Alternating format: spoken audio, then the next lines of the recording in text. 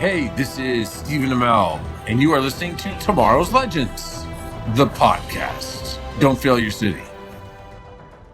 In 2016, a new TV show hit the digital airwaves and needed a podcast dedicated to chronicling its adventures. An elite team has been assembled for this task. Unfortunately, the world's listeners have not heard of this Wonder Twin duo. And although they may not be known now, in the future they will be referred to as Tomorrow's Legends. And now, here are your hosts, the Scarlet Speedster himself, the Flash, the Maid of Mischief Harley Quinn, and the Blue Beacon of Hope, X-Force 11. Oh my gosh, guys! Welcome to our 300th episode of Tomorrow's Legends. This is absolutely insane. Yeah, we need some cheering. We made it! We made it. We are just going to do a little talk at the top of the show here about Tomorrow's Legends and what it means to have gotten this far, 300 episodes. So stick with us. We'll get to our Tomorrow People coverage after this. But for those of you that aren't following along with that show, feel free to sign off after you hear this. But we're hopefully you guys are here celebrating with us today, tonight, or whatever time it is for you while you're listening. But we got a couple things. We just each have some feelings we want to share about hitting this milestone, and we even got some feedback in from some of our dedicated listeners from over the years. So let's get to celebrating episode 300, and Jeff, you are going to kick us off. So I've been a listener and a feedbacker since the start, and I did a couple guest host spots in season 2, but I really got involved with the podcast when the podcast started covering Stargirl. I was doing discussion thread images for the podcast for Stargirl, and I'm grateful that Martin and Jess brought me in to help. I started full-time with episode 141, which was the pilot of Superman and Lois, and I've loved the ride ever since. I love the dynamic that we have as a team, and I'm so grateful for the things that each of us bring to the table. I've grown and been stretched by creating artwork for the show. I've loved the community built around the podcast, and I love telling my coworkers and friends about the podcast. Overall, I love it, and I am glad to be a legend. Aww. So cool. And we're glad you're here. Yes. All right. Well, I think that it is very, very fitting that we're hitting this milestone this week because it is the week before DragonCon. And so crazy. I know. And those who know that, of course, DragonCon is really what started it all. So, had Martin and I not met, had we not been part of the Golden Spiral media community, along with Jeff, of course, this podcast literally never would have existed. I never would have thought that when Martin sat down across the table for me at dinner that night, that would be lifelong friends and partners through podcasting. So it's been a very crazy ride. I don't think that night either one of us thought we would be podcasters, let alone once we finally launched the thing, that it would actually keep going after Legends ended. Oh, man. So yeah, but here we are. We've got another great friend, another great co-host, Mr. Jeff Gentry, who has helped us continue on, and now we are a dynamic trio. So I love it. I'm very grateful for not only the community that brought us together, but the community that sticks with us. So thank you all. I'm excited to podcast with the two of you each week, and thank you to our loyal audience who keeps coming back. Yeah, and what you guys can't see, I will include this later. Like I said, I'm making a little video, but Jess has added some pictures from those memorable nights when we actually met all those years ago. Yes. So, very, very fun. And how fitting. Like, this is crazy. We are currently covering a TV show called The Tomorrow People, which stars Robbie Amell. And our first night together was going to see a Robbie Amell panel at DragonCon as part of the Arrowverse. I think he said he was talking about the Flash that night. Yeah, So- yeah, he was on the Flash panel. So I mean, can you get any more full circle than this? no. It is so crazy. So I'm gonna finish it off here. You guys managed to get some time to write something in, so I'm gonna go off the cuff, shoot from the hip here, and just really mimic what you guys were saying. Like this this show means so much to me. You guys have become such great friends. Even our feedbackers, we've made good friends with a few of them. I look forward to every single podcast we do, whether it's on the weekend or Friday nights, whenever we're doing it. I look so forward to just getting to hang out with you guys because we share a common interest, a common passion for these shows, for these characters, for these stories that we get to talk about. And we come in and hang out. And the fact that we're going on 9 years doing this together is just crazy to me, and it's just a testament to how well we get along and how much fun we have doing this together. And it means so much to me. It's hard to find words for it, but I just love it. You guys are some of my best friends in my life, and we've developed that over the years. And I am so grateful and so thankful to get to spend this time with you guys. And I'm also grateful and thankful for all the work that you both put into the show. We, like Jeff said, we all have, over these last few years, we have all developed our areas of importance that we take on and put all our effort into the show. And it wouldn't run as smoothly as it does without the three of us all having a part to play. In fact, we've gotten so good at this show that I hardly have to edit out any mistakes anymore. All I have to do is edit in the music and the sound clips and kind of put it all together and process the audio so it sounds better. But I usually take notes. I got a notepad beside me every single episode, and I take notes of all the timestamps for our mistakes. I haven't written one down like hardly ever in the last year or so. Like, we have gotten so finely tuned. It's excellent. Well, I might throw us off the rails tonight. Yeah, we might. No that notes. might jinx us. But I mean, even like most of the time, it's malfunctions in software or hardware fails that has been causing us problems lately. Like, for us, we usually do pretty good. So I'm just happy. I'm proud. I'm proud that we've come a long way. When you look back and listen to our earliest episodes, you can tell the difference. Yes. From way back then. You go back to Legends episode 1. Oh my gosh, it is the sound quality, our experience. It's night and day. And yes. Anyway, in many ways. Oh yeah. But you also mentioned our feedbackers and our community. I'm also so thankful and grateful to all of them, because we have built a family, a community over all of these years. People that have stuck with us through all of the shows and have always added stuff to the Facebook page and kept the community going and growing. And you've made that part of it very special too. I mean, without the show, like you said, Jess, without us meeting, none of this would have happened.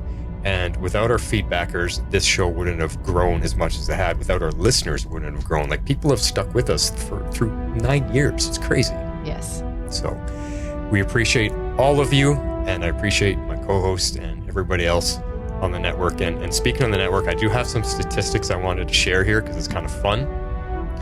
So based on what you guys started with, so the very, very beginning, me and Jess met at DragonCon, and we were asked to, well, not even asked, we were kind of thrown the microphone our way to take over a live recording of Arrow Squad, which was Arrow Squad episodes 61 and 62 on roughly September 11th, 2015. We were on like the 10th floor out in the lobby by the elevators, and we were hanging out with Brian and Emily, and they just threw us the microphones because they needed to look up some information, and we started talking and took over Arrow Squad, and that's where it began. From that moment on, we thought, let's do a podcast. What's the next show coming out? I'm sure a lot of you know this story, but yeah, what's the next show coming out in the Arrowverse that we could cover? And Legends of Tomorrow happened to be the one. So over the course of the next 6 months, we got the show put together, and in February of 2016, episode 1 of Tomorrow's Legends hit the airwaves.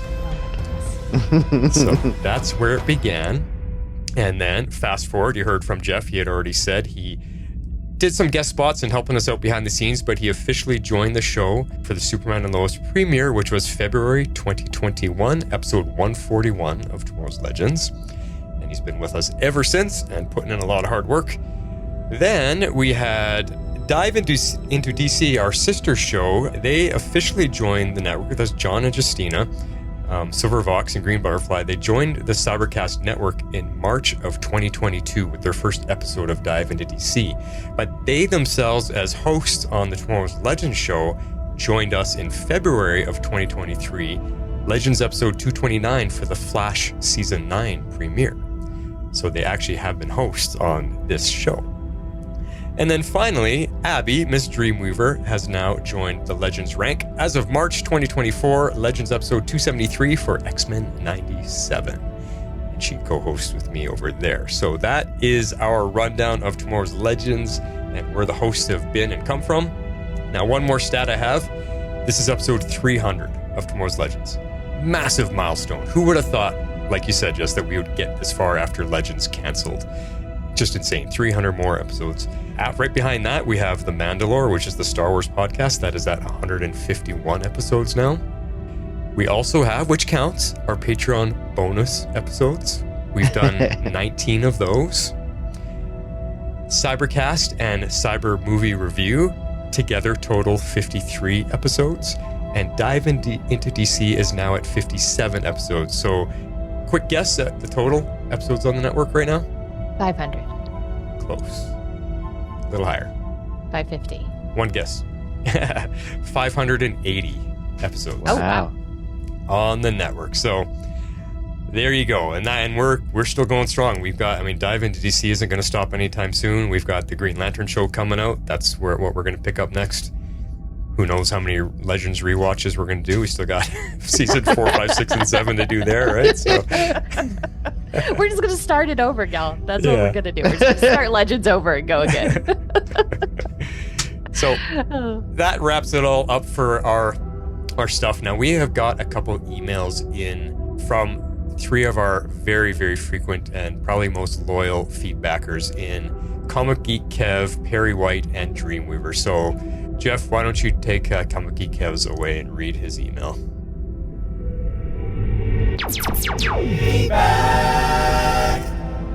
Hey Legends, just wanted to take a minute and chime in on your 300th podcast. I found you guys, I think, somewhere in season 3 of Legends and somewhere in Arrow. The earliest email that I could find I sent in July of 2020, but I feel like I was submitting feedback before that. Anyway, I wanted to express my appreciation for all the time and effort you all put into the podcast and the way you treat the subject matter. So often today, people seem to hate watching shows and movies and just want to trash them, or they find no fault with anything that they're watching. I appreciate that you guys treat the material with respect. When it's great, you say it. When it's not, you say that too. We've all seen the great acting, writing, fight scenes, and special effects in these shows. We've all also seen the bad performances, missed opportunities, nonsense storylines, terrible CGI, bad fights, and yes, the awful wigs. Yes. Oh man. I love that you don't avoid the bad only to praise the good. And don't even get me started on the ridiculous coupling of people who have no reason to be together and the other CW tropes.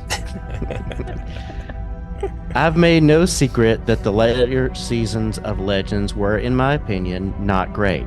But I do try to find the good in even the things that I think are terrible, and I feel like you folks do the same. Even the worst episodes of the show has some redeeming quality. Sometimes you just have to search. Yes. I also appreciate that you come with different levels of knowledge when it comes to the various shows and the background material. I know quite a bit of the comics, but not all of them. And I love when someone asks the same questions I have. Too often I see or hear people who just know it all and aren't interested in explaining anything to those who may not be in the know of all the details. I'll be along for the ride as long as you guys are running the train. I may not always get my feedback in on time, sorry about that, but I'm always out there listening. I look forward to every episode, and it's a true high point of my week podcast listening. When something big happens on the shows, new characters, show finales, Gamut's death, etc., I literally... Well, for you. I'm not gonna watch it. It's okay. Sorry. I literally cannot wait to hear your take on it, and I am never disappointed. And rarely do I disagree. But even if I do, I respect where you all coming from and you're honest about it. Here's to hoping you and the podcast are around for many, many years to come. Who else is going to cover Jupiter's legacy and tomorrow, people?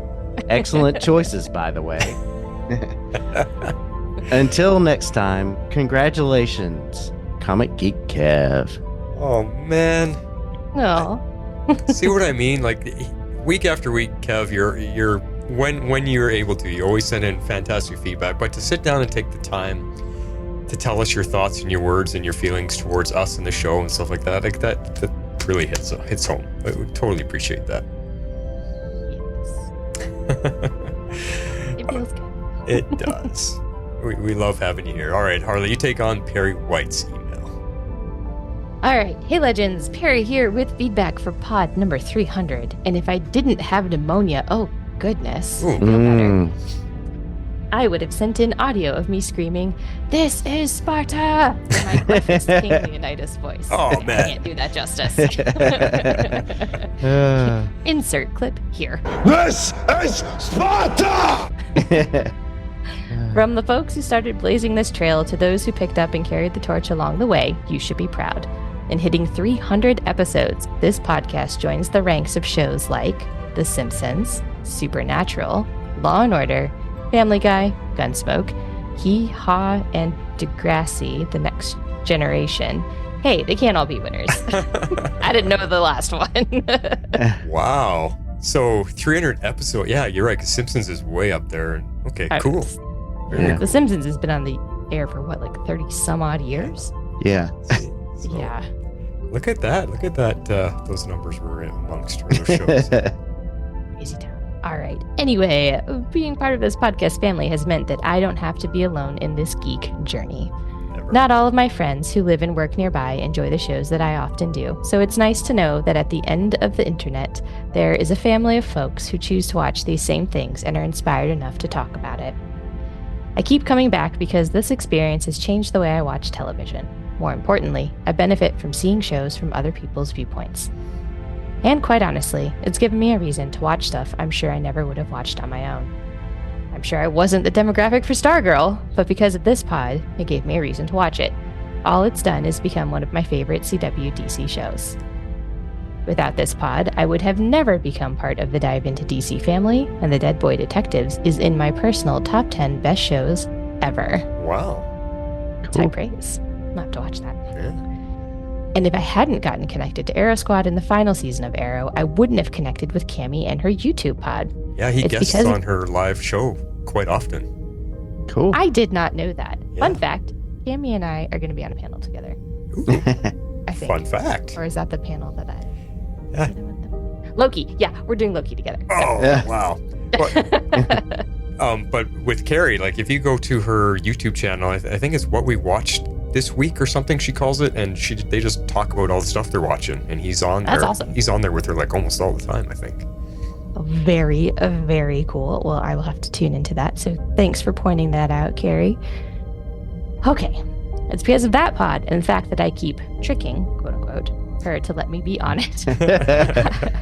I've become a fan of shows like Bridgerton, Miss Scarlet and the Duke, and Only Murders in the Building. Oh my god, I love that show. Me and Lisa are watching that right now. I am very behind. I got stuck somewhere in season 2, but oh man, is that show so good. Yeah. Okay. Shows I never would have gravitated toward on my own. So, long story, even longer. This pod has opened up, and even longer because we keep commenting. This pod has opened up the possibilities of what I enjoy, who I enjoy watching these shows with, and why I enjoy watching what I do. I can't wait to continue this journey with the final season of Superman and Lois and X-Men 97 Season 2, and whatever the heck else we decide to cover. This has been Perry White, making another deadline, and for sure, the 300th episode of this podcast is front page news. Oh, Nice. So we have Comic Geek Kev bringing the laughs and the jokes, and we always have Perry White breaking things down like the professional writer he is. Yeah. Always putting a fine touch on everything. But he makes a point that I really hits home too, about getting to enjoy these shows with people that also share the same love for them. Because a lot of times myself too, in my real life, I can't talk about these shows with most anybody because nobody watches this stuff. Nobody has the same interest, same passion. They're busy with other things or whatever. So that's why it means so much to me to have this community with everybody. So, yeah. Yep. Good stuff, Carrie. All right, and we got one last one from Dreamweaver, Miss Abby herself. And this is a voicemail, and I just have to switch over to where I saved it. There it is. Here she comes. Hello, Legendaires. Dreamweaver here, or Shadowcat, whichever you prefer. But I heard it's episode 300 of Tomorrow's Legends, and while I am incredibly behind on the Tomorrow people, I would be remiss if I didn't pop in and leave a message for the occasion. Now, I didn't prepare or have any fancy edits planned for this milestone like I sometimes tend to do, since this recording falls right in the middle of new student orientation week at the college I work at, so I'm pulling 12-hour shifts filming and editing and doing photos for all of the activities going on, and I took a break in between editing videos to come record this. But what can I say? I mean, first off, 300 episodes is a huge milestone for a podcast, let alone 300 of anything. And I think even more of a kudos for deciding that you wanted to continue podcasting even after Legends had wrapped and expanding the coverage to multiple superhero and comic book shows. I first started listening and first wrote into the show in 2020, so I'm going on 4 years now as a listener, feedbacker, and now occasional co-host. I found it while I was looking for Legends of Tomorrow podcast, as I was trying to find a podcast to listen to as I did a rewatch, and then also just get more involved with the fandom in general. And I can say that because of Tomorrow's Legends, and that helping me stay active within the community, I've become heavily involved with the online fandom, and that continues today.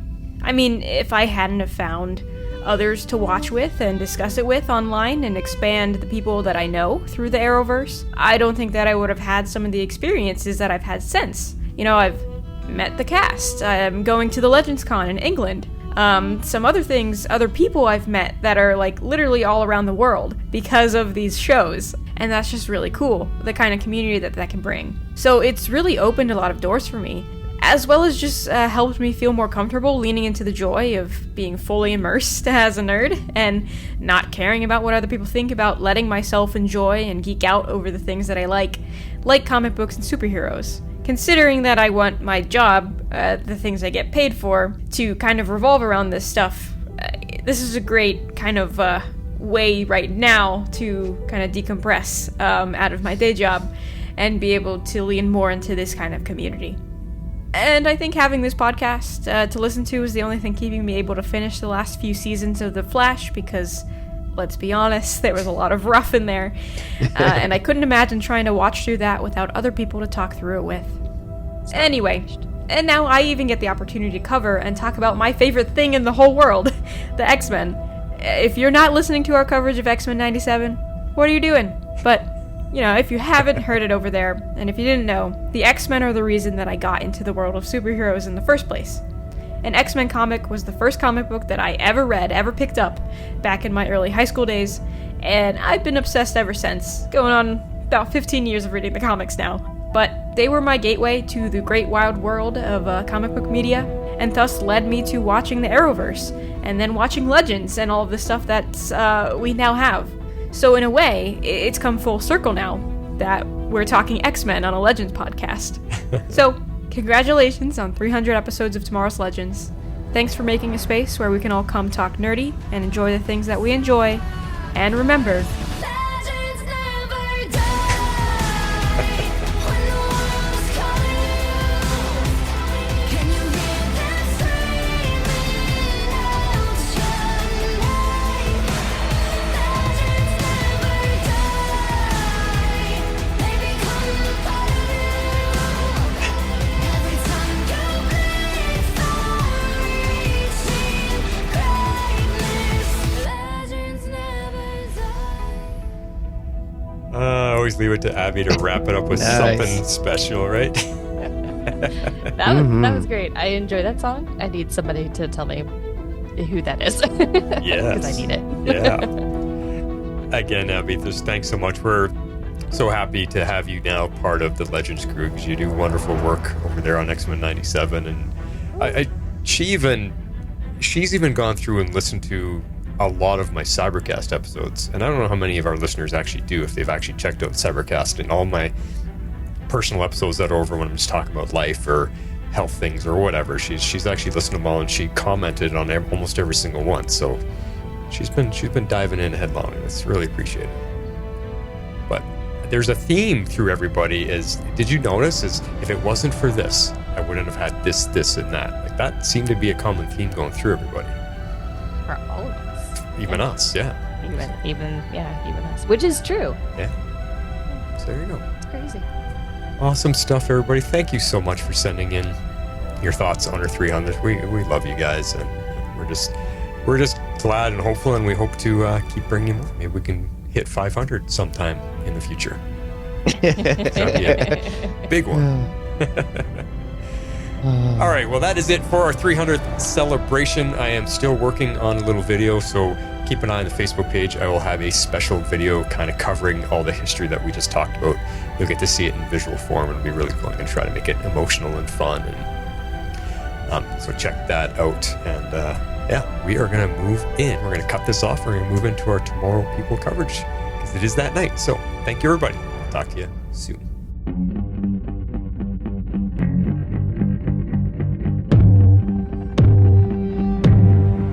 Humans have reached a point of stagnation, and the next step in evolution is upon us. Telepathy, telekinesis, teleportation. These are the powers of the Tomorrow People, and they are about to break out. Join Flash, Harley, and X-Force 11 as they jump to a new story of heroes to follow their fight against a corrupt government who wants to hunt them down. This is the Tomorrow People, as brought to you by Tomorrow's Legends. Yay! Hey, breakouts! Like a baseball player calling a home run or a hockey player calling the top corner and then back of the net, the Tomorrow People are calling their shot with the 17th episode aptly named Endgame, which suddenly kicks into high gear, the final run to the finale, and I am running alongside it trying to keep up. I am the Flash. I'm still traveling down memory lane, Harley Quinn. And I'm not sure who to trust. I'm X-Force 11. Whoa, yes, especially after this episode. And Harley, that's like the first time ever you've actually had something extra to say besides saying I'm just Harley Quinn. You threw me there. I know. I felt like it was appropriate because I have zero notes through the rest of the episode, so there shall be fun. Well, we are on Legends episode 300. We just finished wrapping a special recording about all of that, so check that out on the Facebook page and stuff, and it'll be part of the show. Yes, we are just, memory lane. My God, the amount of visual images that came back to me after we were discussing all of it. Wow. 9 years. That's insane. I know. And Gideon, when did Gideon come aboard? When did we introduce her to the show? Oh, that's some good homework for our listeners. Yeah. Yeah. Go find that out. Yeah. Abby usually seems to know these things. She might be able to remember. Like, Gideon, you're there, right? Yes, Captain. Okay, she's there. Do you remember, Gideon, when you first came on the show? Negative, Captain. That's weird. You're a computer AI. I think that you'd be able to pull that up right away. I don't know what you're talking about.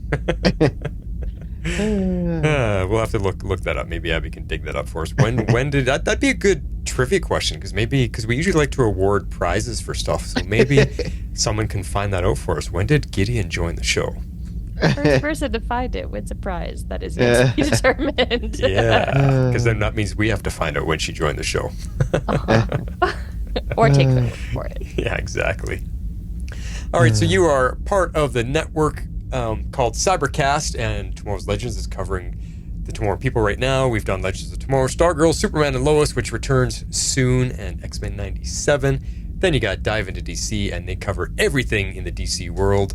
They are covering My Adventures with Superman Season 2 currently, and they got the Joker 2 and the Penguin series coming later this fall. That is Silvervox and Green Butterfly, so check them out. And then The Mandalore with all the Star Wars on Disney Plus, and they're waiting for Skeleton Crew, which is next. So lots to check out on the network, and it looks like we have no news this week, eh, Jeff? Nothing really new this week on the Superman and Lois front. Just the same old stuff, but yeah. All right. Well, we have got a pre-show feedback this week because Comic Geek Kev did not get in his email last week and he wanted to make up for it, so I'm going to read this one. He says, "Hey, Legends, missed even the extended deadline. Don't. Seems like Carr and John are back together. I hope they at least leave a tip for housekeeping when they creep around hotels like that." Oh, man. The CW really has a wig problem. Russell's wasn't as bad as Oliver's Island do, but still looked pretty cheesy. But I do appreciate a little more attention to Russell's history. I think they had John and Steven take turns being shirtless. This week we even got Russell showing some skin. Even this show has to follow parts of the CW formula, I guess. Yeah. Young and hot. That's the CW formula. Yes. I think they had John and Steven... Oh, sorry. Nice to see Morgan again, but I like her more as the mother figure in the subway. Her being with Jed gives me the ick. I guess so. Something seemed a little off about the writing of some of the dialogue in this episode. Some weird lines, especially in the Mallory scenes. Maybe it's just me. Although I'm wishing having minded seeing... What? That's... there's a little bit... wouldn't have minded. Okay, I wouldn't have minded seeing... What's that? The breakout team in tights. Okay, sorry, there were some typos for some reason, Kevin. There, I wouldn't have mind seeing the breakout team in tights. Okay, gotcha. Yeah, as superheroes. yes.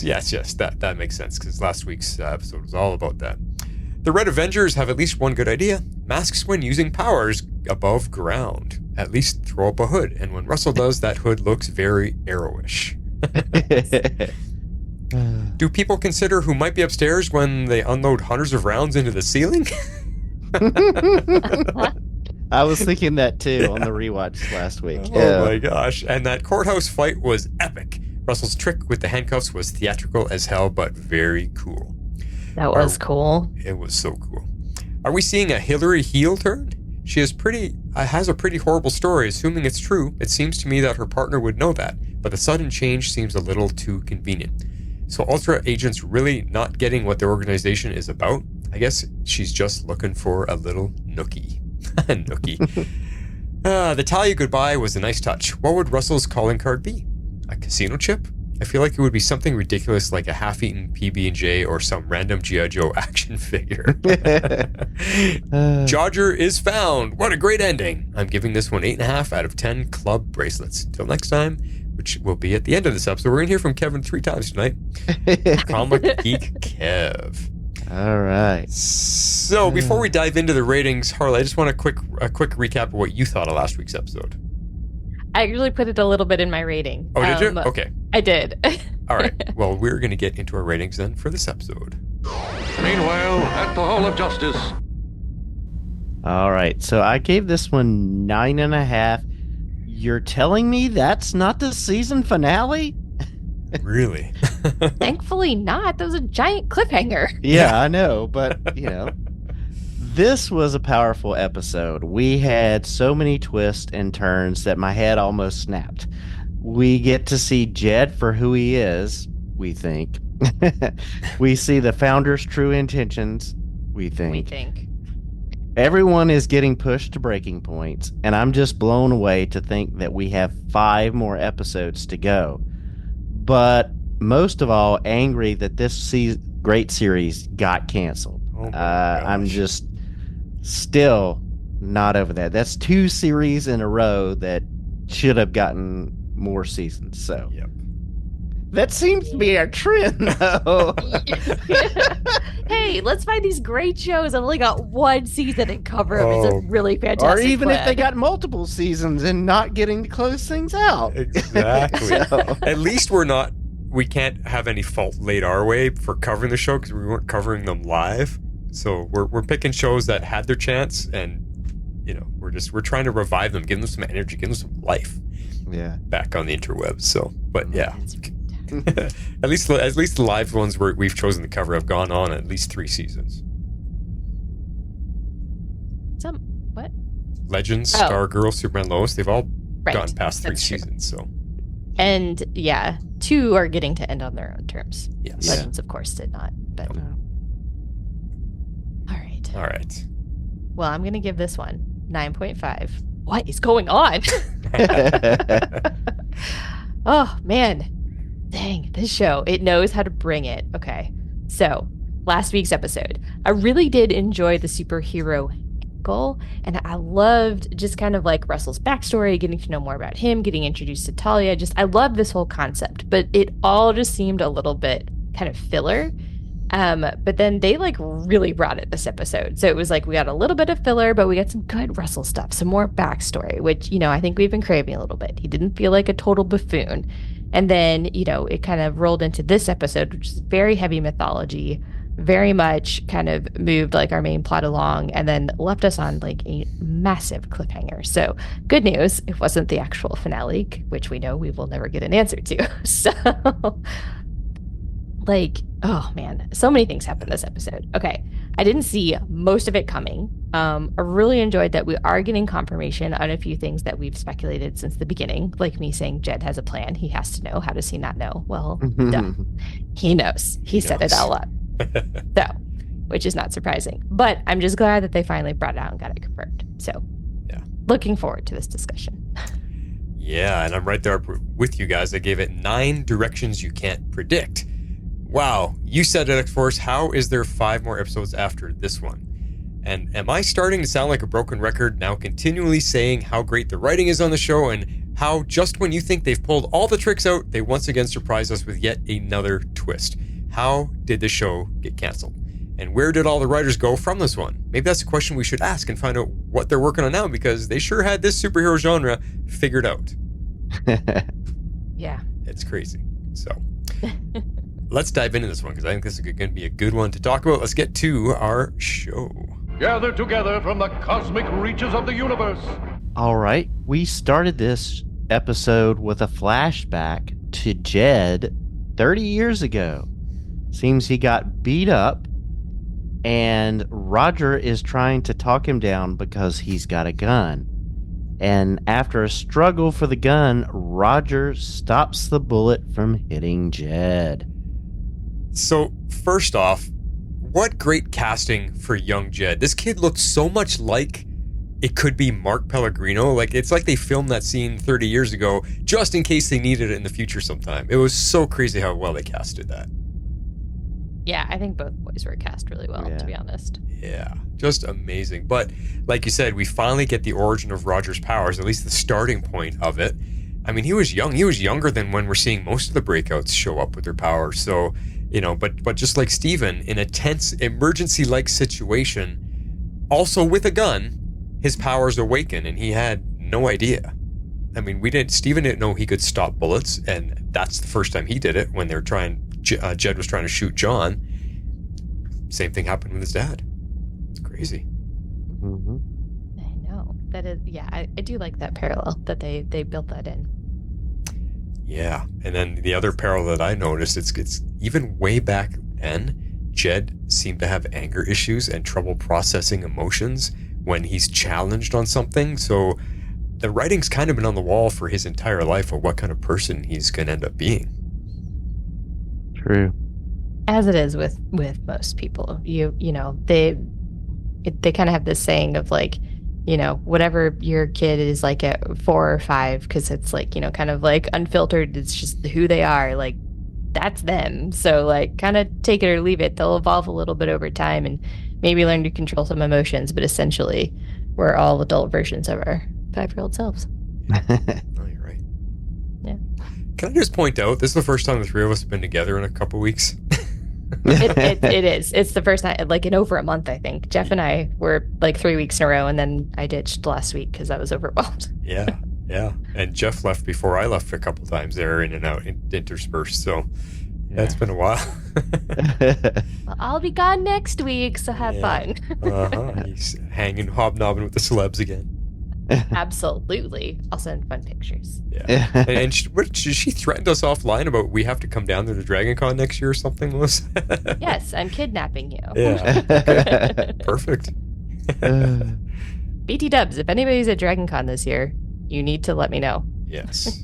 Yeah. Because it's fun. To be all there together, it'd be fun to do we started with an Aero Squad meetup. We could do a Legends meetup now.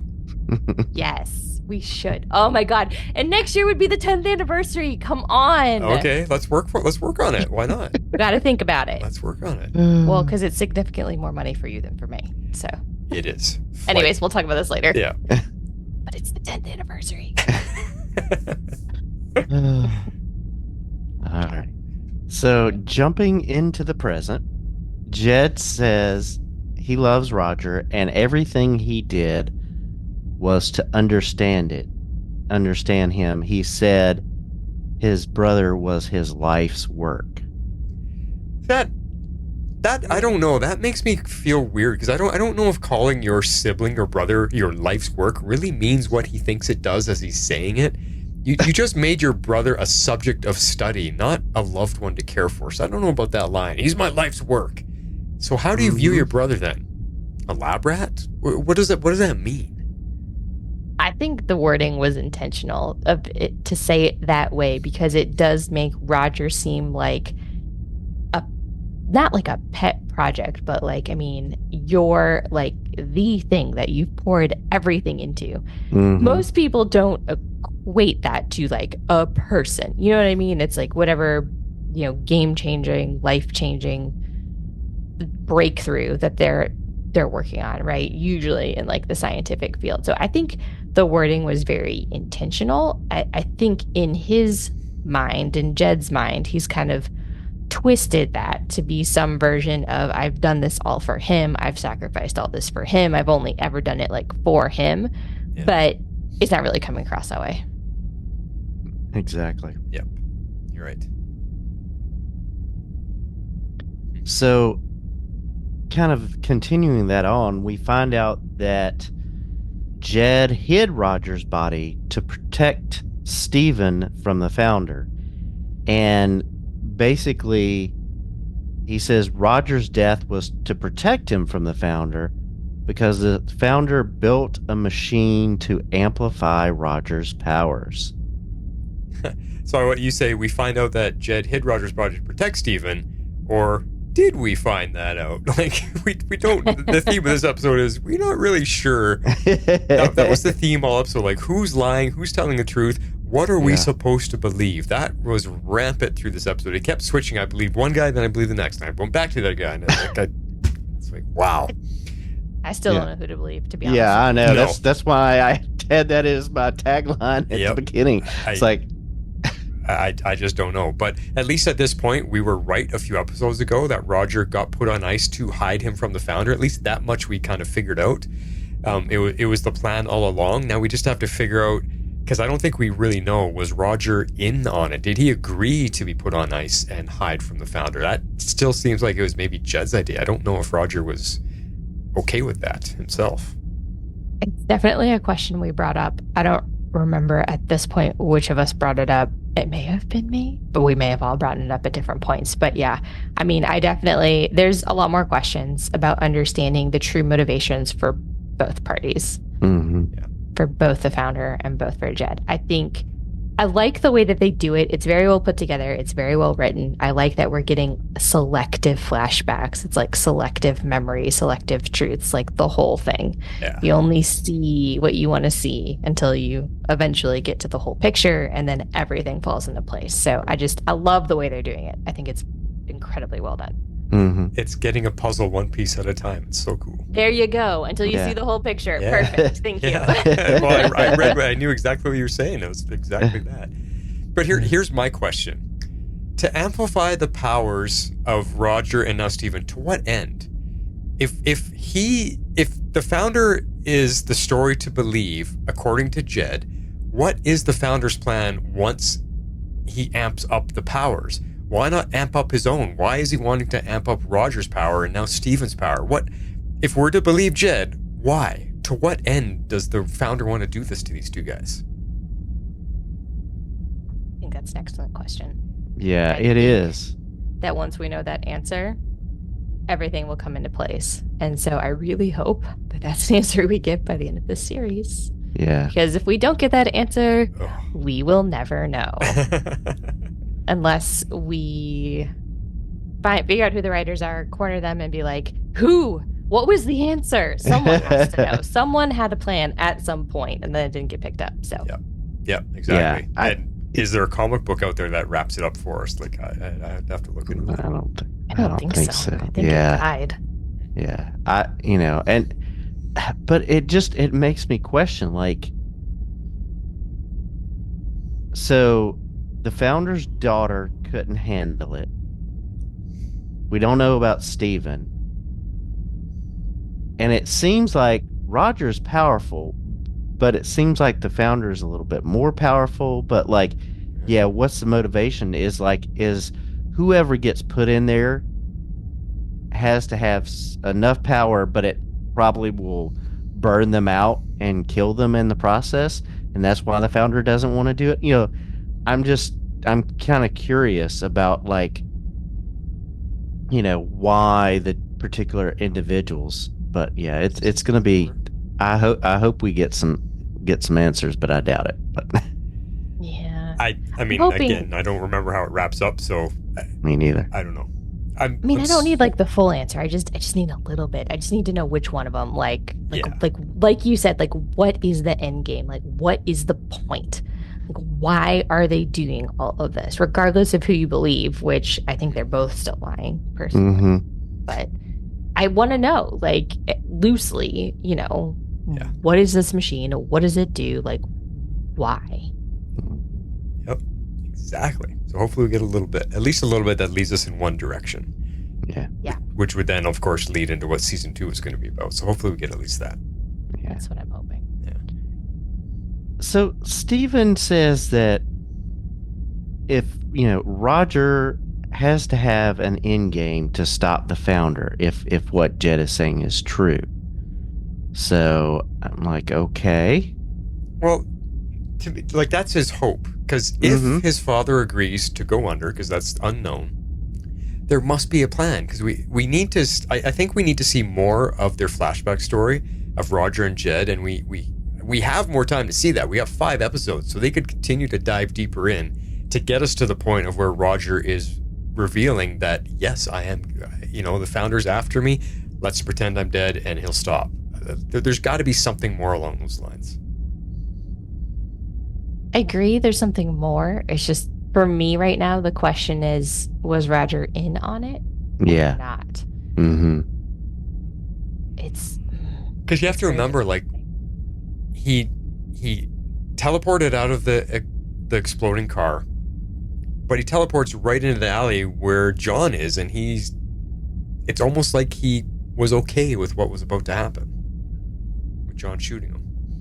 I know, yeah. I almost need to, like, go back and rewatch that scene and listen to the language he uses. You know what I mean? Mm-hmm. Yeah. Because I feel like that could be very telling, potentially, now that we know what we know. Yeah. So the other storyline in this episode is Kara dealing with this new breakout. So she's sensing this breakout, but it's different. It's in her own head. It's like she's hearing herself, and she says the only other person that's happened with was Steven. I haven't been able to use that yet, finally. Like I said, another new mystery, because at this point in the episode, were any of us thinking that this was going to be Sophie? Did any of us remember about Kara's sister? Because I completely forgot about her at this point. Oh, God, no. I never would have predicted that in a million years. Yeah. Although it did get me thinking, which is weird. But they liken her sister to the same as Steven. And I'm like, so, like, is Kara somehow related to Steven? I mean, like, I don't think so. But at the same time, it's kind of, like, weird. Yeah, those are the the only two connection people was- she's so connected to. Yeah. Exactly. So what? Why would she be so connected to Steven, who's a complete stranger to her? Yeah. Yeah, we don't want to go there because they already fooled around and all that stuff. Which is why I think I'm wrong. But at the same time, Yeah. it's just kind of weird. It's got to mean something. There's got to be a reason why those connections are so strong. Yeah. Yeah. But Well, the bad news is Ultra is also tracking the breakout there at HQ when the founder comes in, and he says, "Well, we can, we'll talk about that later." And he's grilling, you know, Jed about Steven and wanting to get him into the machine. And so, like he's saying, it's rebuilt. He wants to get Steven in. Yeah, and so they're tracking the same breakout because Kara picks up on it and Ultra picks up on it. It's interesting if you think about the entire course of the show, they always seem to notice the new breaks at the same time, and the race is on. There's always a race to who can get there first, and quite often Ultra beats them there. So is it just lucky that Kara is that strong in her telepathy that she can sense it? Because without her, I don't think Tim's picking up on it as much as the Ultra computers do.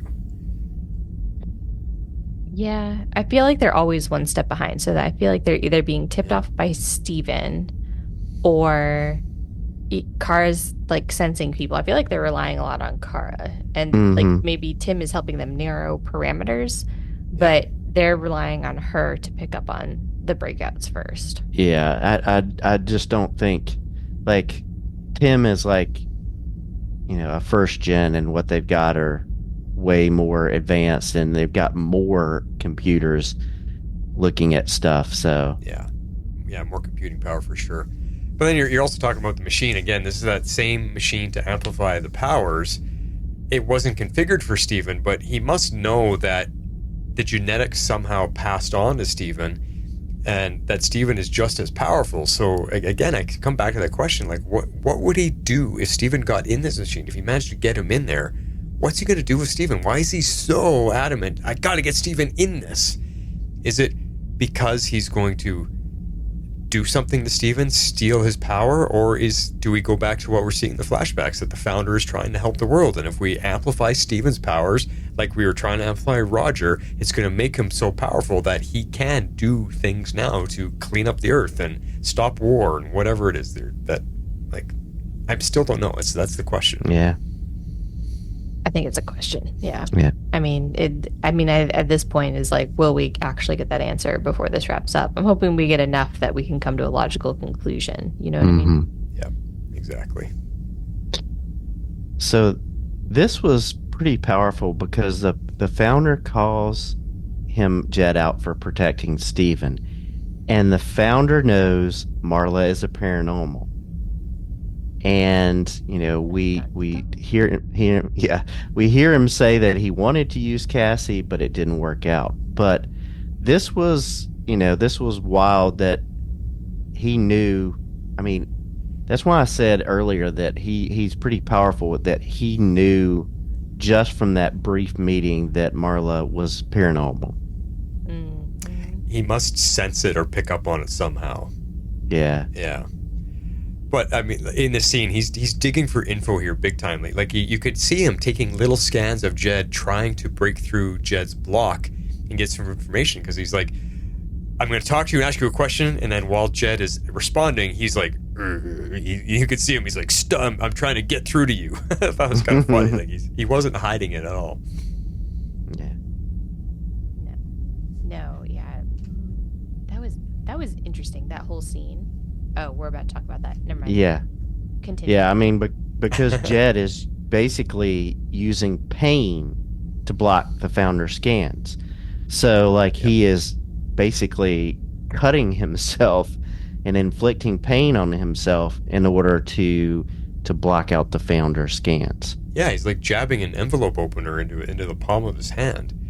So this goes back to what I'd asked before many episodes ago. Like, how is Jed blocking the most powerful telepath? Simply causing yourself pain? Does that redirect your focus and that's all it takes? Because I find that hard to believe. Does he have something in place inside him to help him block? Did he insert something, like surgically, to help him block? What does the founder feel or see when he's trying to read him? Because the founder would obviously know, I can't get through to this normal human's mind. Like, how is that? I'm the most powerful telepath in the world. I should easily be able to read this guy's mind. You'd think he'd be pissed off knowing Jed is blocking him, And clearly, like I said, he's not hiding that he's trying to read him. So what is happening in that scene? Like you said, Jess, there's a lot going on. Like, Jed is blocking him, but how? Does the Founder feel that he's blocking him, and why isn't that pissing him off that he's being blocked by a regular human? Yes. So I have all the same questions. I agree with what Jeff is saying. I definitely think the pain, by causing himself pain, that's what's like forefront, like in his mind. So, you know, like that's like what his brain is focusing on, is like how to make that stop. So I feel like that's enough to like kind of block the Founder somehow. I don't really, I mean, obviously it's all comic book science, but Yeah. like, you know, I'm not 100% sure I could understand or explain like why that might work, but I'm willing to buy it for the sake of the TV show. Okay.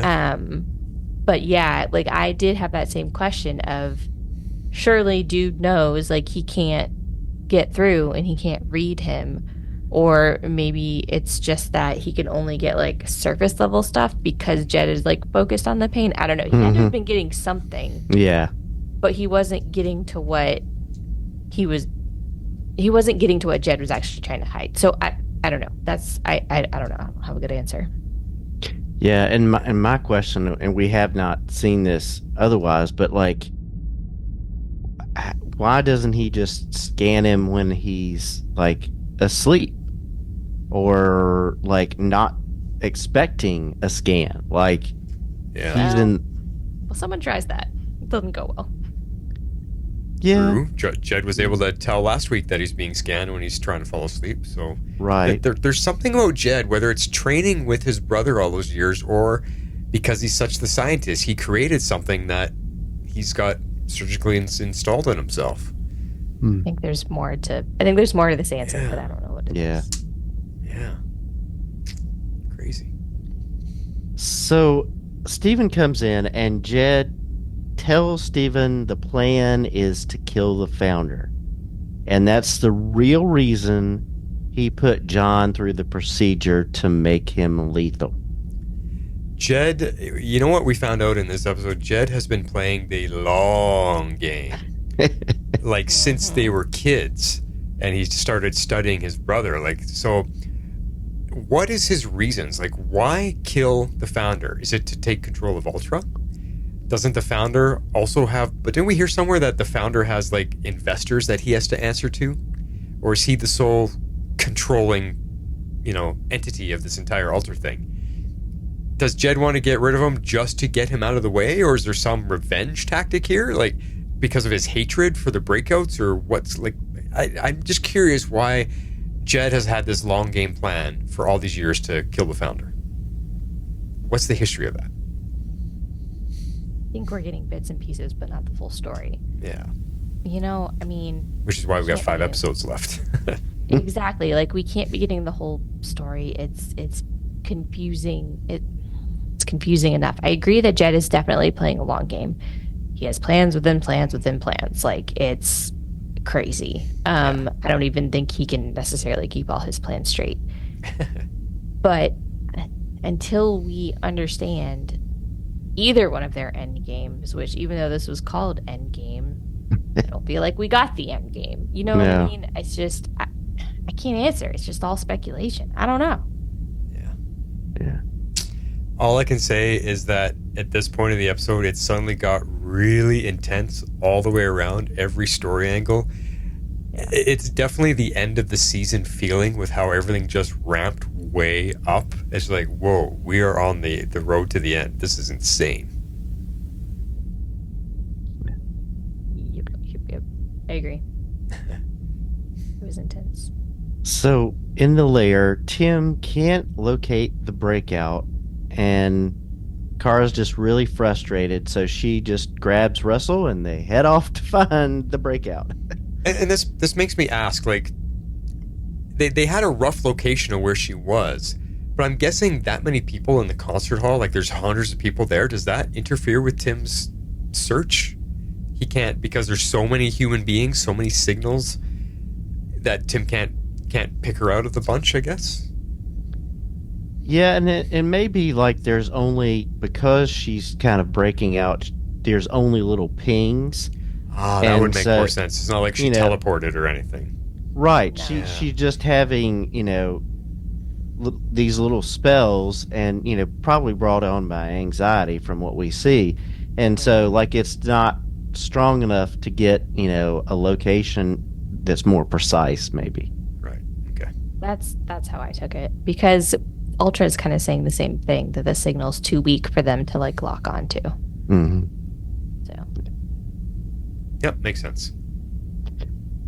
So, Stephen fills John in on the plan, but John wisely tries to talk some sense into Stephen and says, look, there's always another way. Another theme that's been going through this episode, or not this episode, this entire show's run is we've talked about how John seems to always stay calm and always have a level head in these situations. And right now, Stephen, he keeps reacting out of emotion. So it's a good thing that John is a leader and that he's there, because I think Stephen would get into a lot more crazy predicaments if John wasn't there to dial him back a little bit. yeah, I agree with you. He's definitely kind of coming more from an emotional state, but a lot of that is like maturity. I mean, like, he's supposed to be a minimum of 5 years, if not more, younger than John. Yeah. So I think that they show that well between those two characters of like rash, like we have to do this now, kind of like very emotional decision making, versus a seasoned leader who's kind of been around. He understands things. He's got some more like training in this kind of area, so he's able to kind of like take that step back and be like, we have to find another way. Yeah. So we find out from Jed that the early breakouts hid to survive, and the founder has more safe houses than the CIA. Trusts very few people, and Jed's not one of them.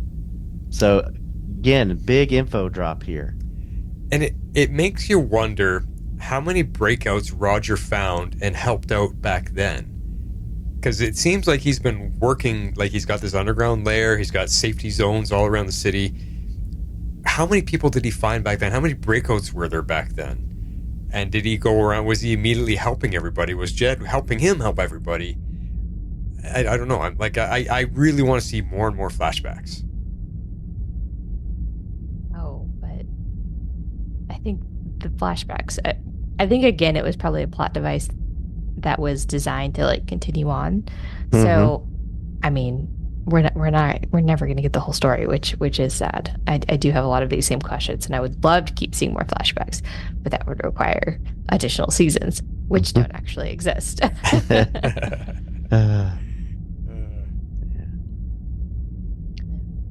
So the plan to get at the founder involves Cassie, but she's at the Citadel. And Jed's basically says, well, I'm going to put both of our lives on the line to get her out, because, if I send you in there, then the founder can find out about that. So Yeah. Stephen gets there, and they tell him that Cassie's in a vegetative state. But he goes in and he is able to kind of pull her back, and then he is able to get them out. She is in rough shape. I mean, the amount of drugs that's in her system and the experiments they're doing, it's crazy. She's in rough shape. But luckily, Stephen uses his telepathy, because he's pretty powerful. He's able to break through a lot of that, and I think that's what helps snaps her out of it pretty quick. Because she's comatose, she's, all kind of out of it, but the telepathy deep into her brain seems to have snapped her out of it. But man, is she weak. Like, she's stumbling out of there. They really did a number on her. Yeah, I mean, it's very clear that someone had to have helped her. Like, I mean, she never would have been able to do that on her own. I mean, it's extremely secure. So I think that they did that well, as, we're going to talk about throughout the rest of the episode, of making it like believable that she was able to be there, but at the same time, like, there's no way she could have been there on her own. So like, it was very clear someone had to have helped her. So Yeah. I think. Yeah. So the next flashback, we get younger Jed and Roger running experiments, and we also get to see the first meeting between Roger and the founder along with Jed. And you know what I like about this? Like, we see that Jed was always the scientist. Even when they were kids, he was the one always trying to understand, always trying to learn, always trying to figure things out. I don't know if that was because his brother had powers and he just went into that mode of lifestyle, or he was always that curious and always the smart one, you know, the book smart one kind of thing. I mean, probably. Like, you know, there's a lot of people that are just like naturally curious, and I don't feel like that's a personality trait that would necessarily go away. It's just, you know, how do you choose to like employ that? You know, like, I mean, I think a lot of people like that tend to go into science because, you know, they're always asking the bigger questions, like, why does this work this way? Why does this happen this way? They're always, you know, looking for more answers and willing to dive deeper in order to get them. Right. But yeah, so. Yeah. Yeah, and I think it just gave him like the drive and the direction. Like he may have had that bent. Yeah. But now having something to focus on, you know, steered him in a direction that he might not have gone if he didn't have that. Yeah. Yeah. So my other question, though, is how did Jed find the founder in the first place? What did he search for? What was he looking for? Or what did he ask? Like was it solely for financial help? Because the way they meet in the bar, they're like, yeah, we're going to partner up and I got all these plans to save the world. But what did he initially look for? Like, was he looking for advertising? People, hey, I'm a financier and I got lots of money to invest in something. Give me a call. Or was he like searching for just rich people that have money that might want to invest in something? I have no idea what his initial search criteria was, how he found the founder. How did that meeting take place? You know, honestly, I don't know what his drive and how he did it, but I'm fairly certain the founder was out there searching for people like Roger and people asking questions like Jed was. So it's one of those things where the founder let himself be found, but like, again, what was Jed out there searching for as far as, you know, financing or whatever? So I mean, place an ad in the want ads. Like, what did he do? Like, my brother's a superhero. Can anybody help? Like, That's funny. So, Kara and Russell get to Lincoln Center, but Ultra gets there to the breakout first, and it's Sophie. So, Kara and Russell take out the agents, and we get the reveal that this is Sophie, Kara's sister. Sophie, I mean, we get the reveal, so that was surprising. Like I said, I didn't remember about her, so I was surprised to see her there. But we see that she's having trouble hearing everybody's thoughts, kind of just like Kara did. When the powers first break out, she hears everybody. And I can't imagine the overwhelming feeling that is of having 1,000 voices in your head all at the same time. That's probably pretty scary. But like I said, I forgot about her. I thought she'd never come back. I recognize the actress, and I know Jeff's going to tell us who she is in a little bit, but I recognized her. She looked familiar, but I just... How many years passed? Because she was a little girl when we last saw her, so it's been at least 5 years, right? So she's now an older teen, I would imagine. Yeah, that's probably true. Yeah. Probably 16, 17, something like Yeah. that would be my guess. Yeah. So in the park, after they teleport away, Kara tells Sophie all about her breakout and, you know, the things that led to Kara breaking out and the 3 T's. And we start to see Sophie.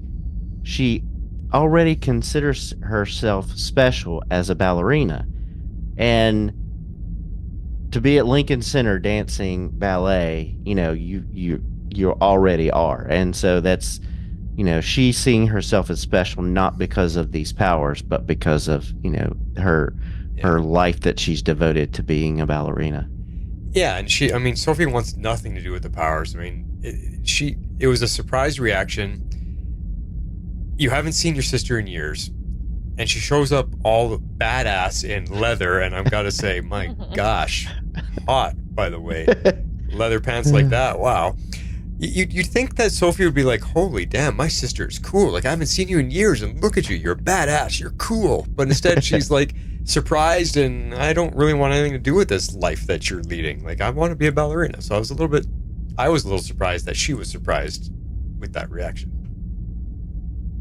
I thought it was an interesting kind of way to take it because usually it's the opposite way. Like everybody starts to figure out they have powers, they get really excited about it, they think of all the possibilities, and they want more. So I liked that we got a different aspect of it. And I think they, I'm sure they purposely did that of having, Kara's sister be the one to basically like go against the life and go against her in a lot of ways. Like she's choosing to be human and over choosing to be a tomorrow person. So yeah.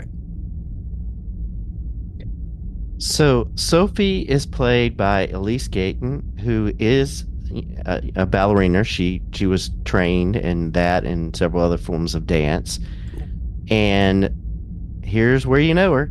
She played Speedy to Green Arrow in 2 episodes of Smallville. Oh, yeah. I'd have to look her up again and see. I'm gonna have to look up a picture and see it because I feel like I might recognize her from somewhere else because only 2 episodes of Smallville, which is like even longer years ago. I don't know if that's where I would remember. Yeah, I mean, she's been in. She was in like 8 episodes of Virgin River. She was in Ghost Wars. Let's see, a couple episodes of iZombie. She was in Tower Prep. I think that was a Disney series. But anyway, Okay, she none of played which I watched. Oh yeah, you know what? I'm looking at pictures around Smallville. That is it. Yeah, as soon as those pictures came up, yeah, Mia Dearden, aka she looks so familiar from that. Yeah, you're right. Cool. So Cassie, back in the lair, kind of fills them in about all the experiments done on her, and that they tried the device on her, but it didn't work. I think I said this the last time we found out about Cassie. I can't imagine knowing that your dad is the one that's ordering all these things done to you. I mean, how you can't feel loved or cared about when your dad is saying, yeah, pick her apart like a lab rat. I just can't imagine that. It's crazy. It's insane. Yeah, I kind of agree. I think whatever is going on, whatever like the real truth is, he's too far gone. Like he's the villain that believes what he's doing is right. So yeah. I mean, he obviously believes that what they're doing is worth the sacrifice of his own daughter. So yeah. Exactly. Yeah. That's a big price to pay. Yeah.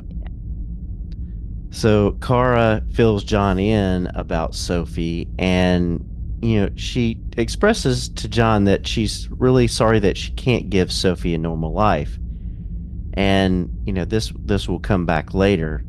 And then John's like, well, there may be a way as long as killing the founder is on the menu. And she's like, yeah. Which is kind of surprising after the last couple episodes. But again, when it's concerning her sister, Well, I mean, she's kind of been wanting to kill everyone that's been after them. She wants to kill Jed, and she wants to kill the founder, she wanted to kill the third bad guy that they did end up killing. She blew his head off. Yeah. Mm-hmm. So Julian. So yeah, she's kind of really all about like, yeah, anyone that's after us this badly, let's kill them first. So we see Sophie having a panic attack, and she teleports out, and Kara saves her from getting hit by a car. And then we head to our fun Chinese place that we've seen. And Sophie basically says she just wants her powers to go away. I mean, she teleports right into oncoming traffic. Holy yikes. I mean, those first few jumps would be scary because you don't know where you're going. You're not in control of anything. So to just teleport and show up somewhere else in the world, I can't even imagine what that would, the fear of that. But I also wonder, what does that feel like? What does it feel like to teleport? What does your body go through? Because the only thing I'm thinking about is how similar is it to on Star Trek when you see them beam up or beam down to the planet's surface and you have your molecules broken down and then reconstructed again. What does that feel like? So what does teleporting feel like? I'm curious about that kind of thing. No one's ever really explained, not even in just dialogue within a TV show, what these things feel like. There's a Michael Crichton book that deals with this. I'm blanking on the name right now, but do you remember how it's explained? I mean, that's exactly how it's explained, that you're being deconstructed on the atomic or subatomic level, molecule by molecule, atom by atom, and then reconstructed wherever you're being sent. And if even one thing goes wrong, it changes you. You come out with your arm sticking out of your nose. But it could fundamentally change your DNA. And that's the concept that he plays with in that book that was turned into a terrible movie with Paul Walker. But the book itself is really good. And it's a Michael Crichton book. I'll look it up. And was there anything about do they feel anything when that happens, or you can't feel being torn apart by molecules? That's a good question. It's been a long time since I have read that particular book. Timeline is the name of the book. Ah. Cool. Yeah. John asked Steven to set up a meeting with Jed, and they end up meeting up and talk about things. And Jed tries to reason with John here. He said he knew all along Steven was a double agent, and he hoped that all that would bring them to this point. And he's kind of begging John to stop the war. And so this was my favorite scene just because of the acting between them, but it was a good one. We will listen to it again, but all I can say here is just wow. I always wondered, we've always wondered how much Jed knew, and it turns out he knew everything, and he's just basically been letting them run around doing what they do, and he just hopes to glean whatever info he needs out of all that. It's crazy. That was like you were saying, Justin, your opening monologue. Yes. We got answers to things we've been wondering about all this time. Yes, exactly. This is exactly what I was referring to. We have been asking this question the whole time, and it was confirmed. I mean, we speculated he has to know. There's no way he doesn't know. Jeff is always silent on the matter because I think he remembered. But yes, he definitely knows exactly what's going on, and it's intentional, as we thought. Yeah. So, big review. Yeah. So, Kara takes Sophie to Steven's house and asks Astrid to look after her, as they both don't like being in the lair. They kind of commiserate over that. And then Sophie, kind of confides. She says that, her sister was brave and, growing up with her disability, and Astrid, is helping her realize that she still is. And, they talk about choices being taken away from them. And what I liked about this, because this was just a small bit for Astrid in this episode, there's too much else going on, but I like how she wasn't just agreeing to everything that the Tomorrow people were telling her to do. She questioned, why me? What am I good for here? Why are you putting me in potential danger and all this kind of stuff? She just wasn't readily saying, yeah, okay, whatever you guys want. I like that for her character, but there really wasn't much else to her part to play in this episode. Yeah.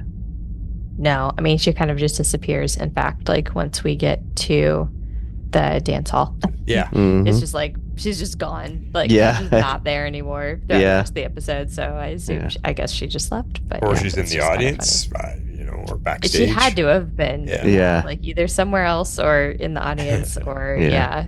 Yeah. I don't know. I just thought it was kind of funny. Yeah. So Cassie gives them the location for the founder, the safe house, and it's a government grade defenses, and the grounds have a DNA lock on them, so only he and Cassie can kind of override those things. So they have to start brainstorming of how to get in. Again, the tension just ramping up here. Again, this episode just kept escalating a little by little as the scenes were rolling on. Just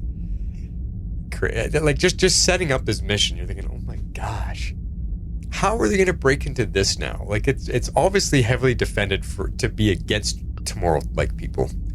Just really, I was like, I don't know how they're going to pull this one off. Mm-hmm.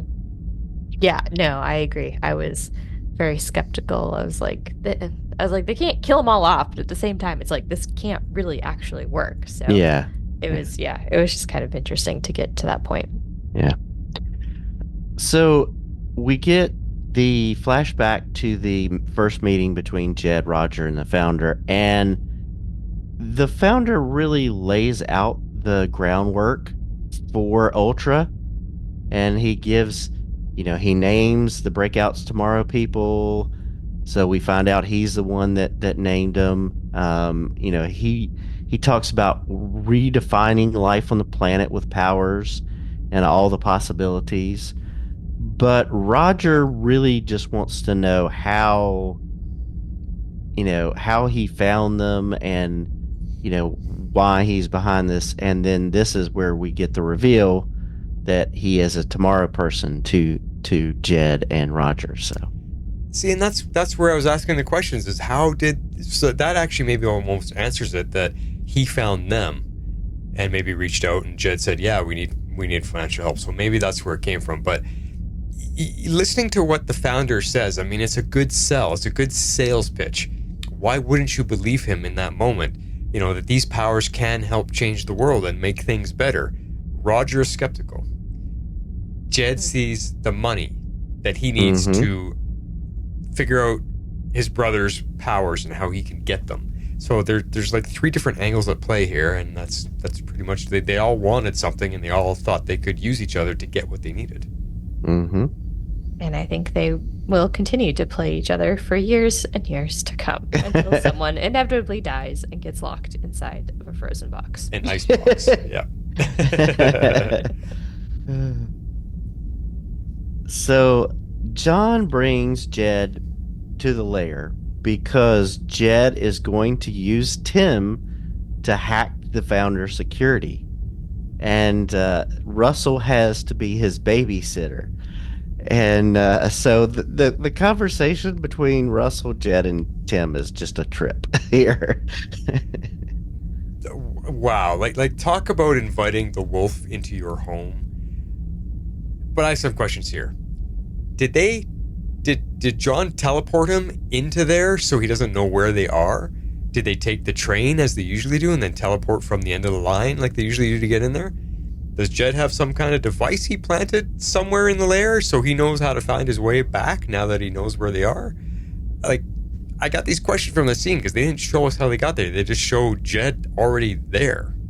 And I loved Russell's reaction when he's laying on the couch and his reaction to seeing that Jed's standing right there. That was pretty fun too. That was hilarious. I think they're intentionally maybe leaving some of that open. Of course, like at this point in the episode, we're trusting Jed. We later learn better. So I don't know. I think these are all great questions. Now that we know he had ulterior motives, what else could he have done while he was there? I don't know. Sabotaged Tim, planted something on Tim. I don't know. There's more. There's more to it. There has to be. I feel like there should be. Yeah. Anyway. But at this, I don't know if you bring it back. Do you bring it back that Jed takes off, or is that the end of this? I can't remember if you had that in the notes that Jed actually leaves.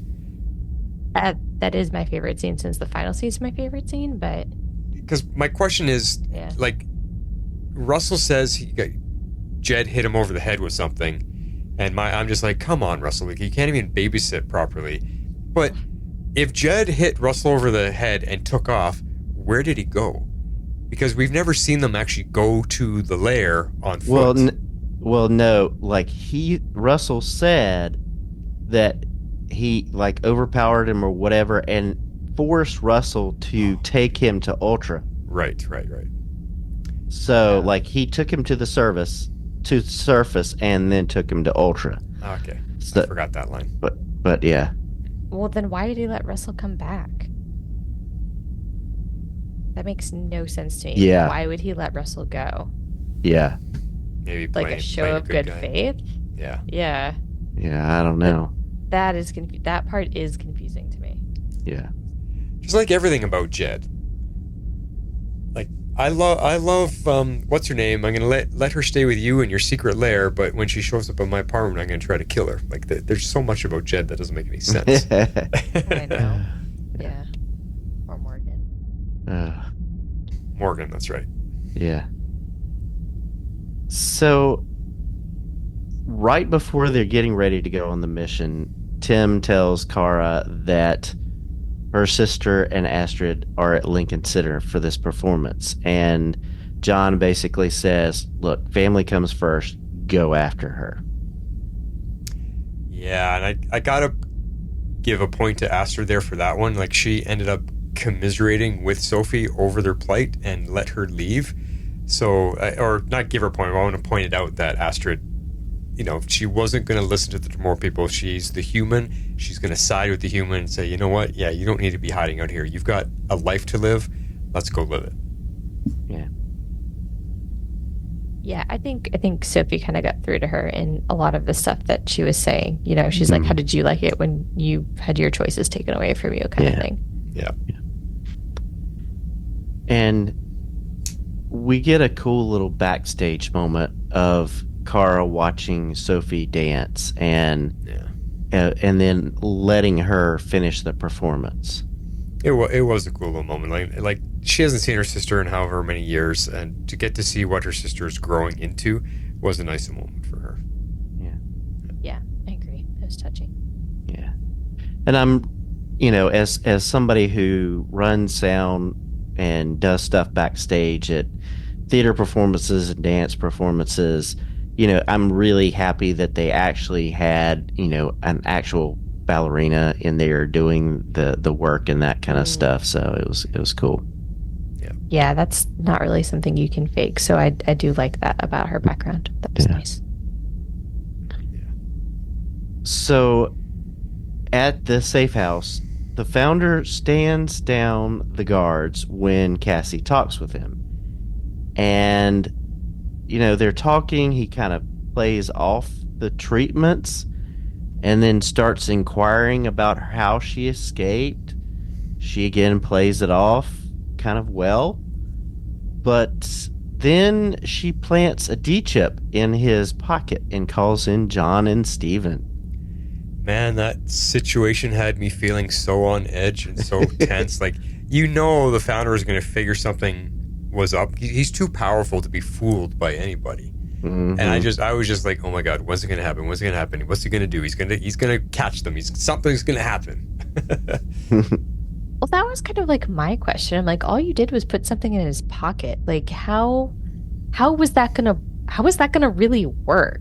I don't know. That part confused me about the plan. I thought that was a little weak, but yeah, because he's going to figure it out or find it eventually, right? Like, yeah, right, yeah, and apparently it has no effect on him because he disintegrates it. Yeah. Isn't that coming up in the notes somewhere? I thought.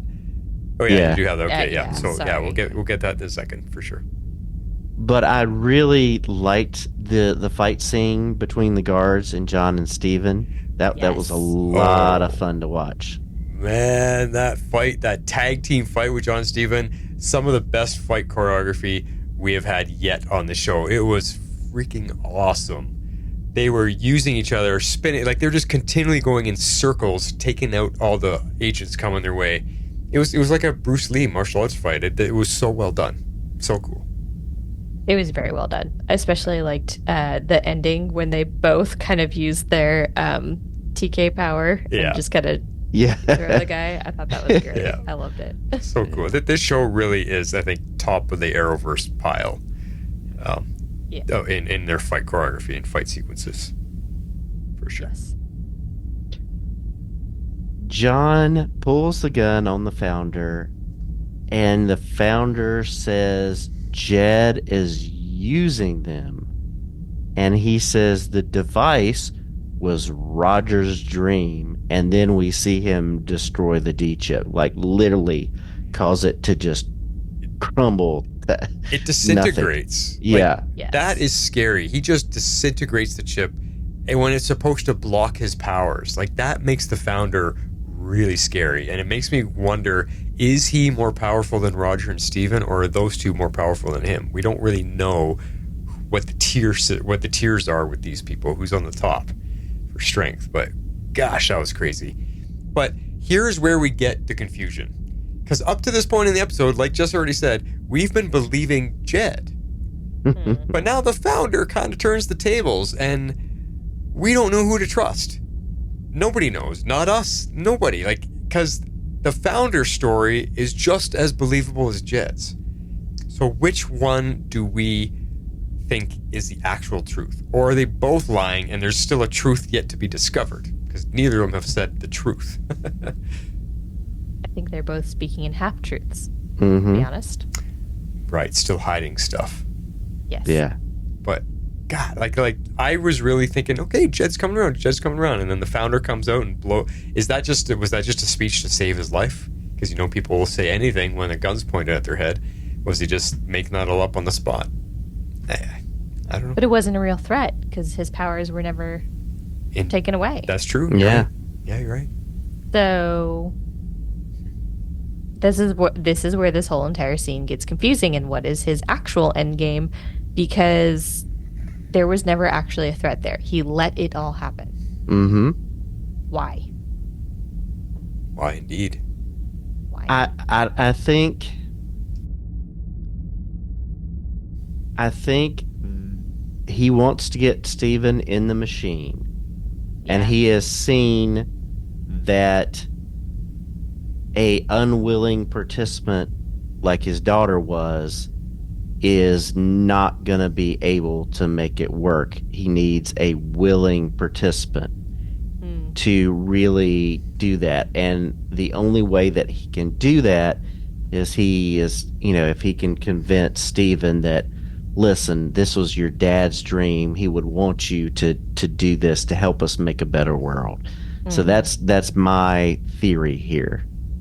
I think it's a good one. Okay. Yeah.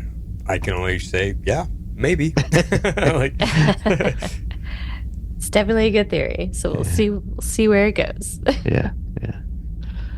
So Cassie pushes Steven out of the way because he was blocking the founder from John, and John fires.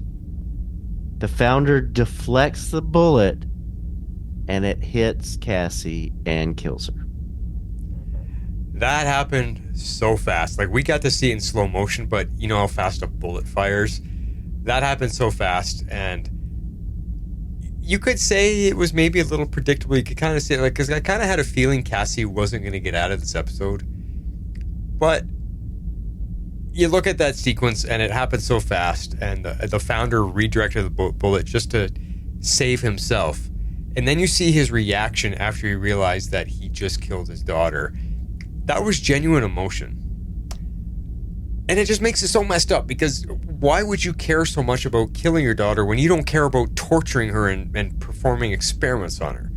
Again, I'm messed up. Him and Jed are seriously messed up bad guys.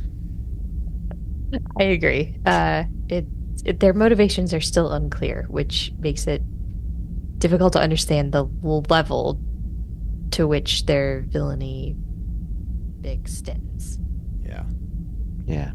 They're both willing to use loved ones to get to their agenda, but yet they have emotion and feelings for them. Because we've seen Jed talking with his brother in the cryo chamber, and then it's they're definitely multi-dimension bad guys as opposed to so cut and They're dry. not one-trick wonders. Yeah, exactly. Yeah. Yeah. Yep. Layers to these guys. So, kind of wrapping stuff up, Kara, brings Sophie back to the lair, and like we said, Jed forces Russell to take him to Ultra, and then Steven goes after him. We'll talk about that in a little bit, but Kara and Sophie talk there afterwards, and so she's going to have Steven wipe Sophie from the Ultra's computers, and she has to wear a D-chip bracelet forever to suppress her powers. Yeah, so I mean that really comes off of Kara and Sophie having their nice moment together, and then she realized, okay, like she works it out with her, like, okay, I let you have your thing, now I gotta protect you. Let me be your big sister and get you back to safety. So they end up back there, but they still have to work a few things out, and then it comes to this bracelet. She pockets or has a bracelet in her pocket, puts it on Sophie's arm. But that thing, that D-chip bracelet, it is gargantuan. It's an eyesore. Yeah. You can't hide that thing. So how is she going to continue a ballet career when ballerinas hardly wear anything and they're in tights? Like, where's that thing going to go? No jewelry allowed on stage. Like, yeah. So okay, you can live your normal life and not have powers, but guess what? You can't have the life you want. I found that a little bit strange, but her sister just doesn't want the power, so I don't know. Hopefully there's more to that. Maybe it's not just a one-off with her sister. I think it's a one-off. I think they were betting people wouldn't notice. Yeah, maybe. Yeah. Or think too hard about a giant, chunky bracelet thing. Well, 10 years ago, they weren't thinking that this is going to be a podcast to talk about. Their show. Oh, yeah. Yeah. Where's your foresight there to more people?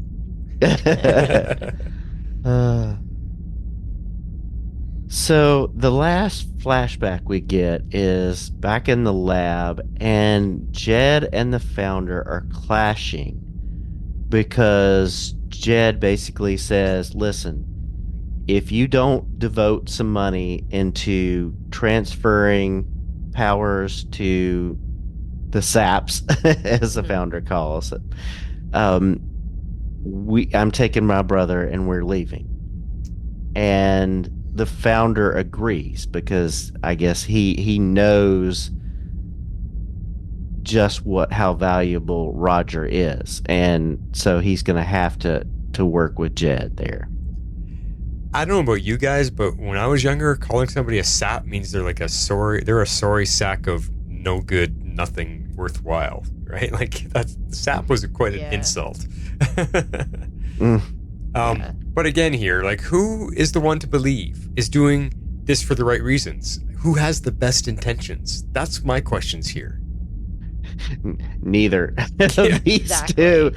I mean, honestly, it's like game recognizing game. Like, he knows, like, well, I may not be able to control Jed like I want to, but at least I understand where he's, like, I know where he is because, like, he's like me, so. Yeah.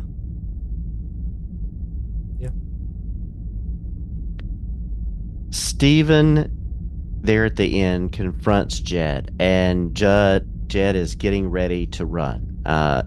Basically, he says, Roger's humanity saved him, not his powers. And he tells Steven, listen, you got to decide who you are. Powers make you strong, but only your humanity can save every one of us.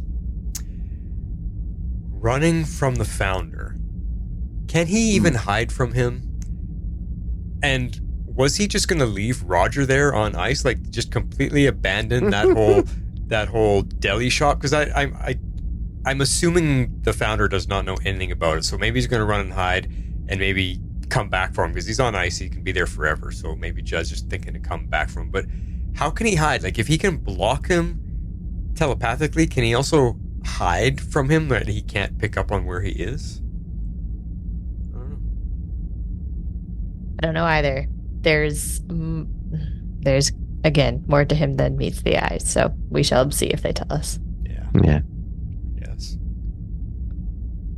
So at the end, the founder arrives just after Jed leaves. And this was strange because Jed walks, like he just leaves. And then the founder and the guards come in.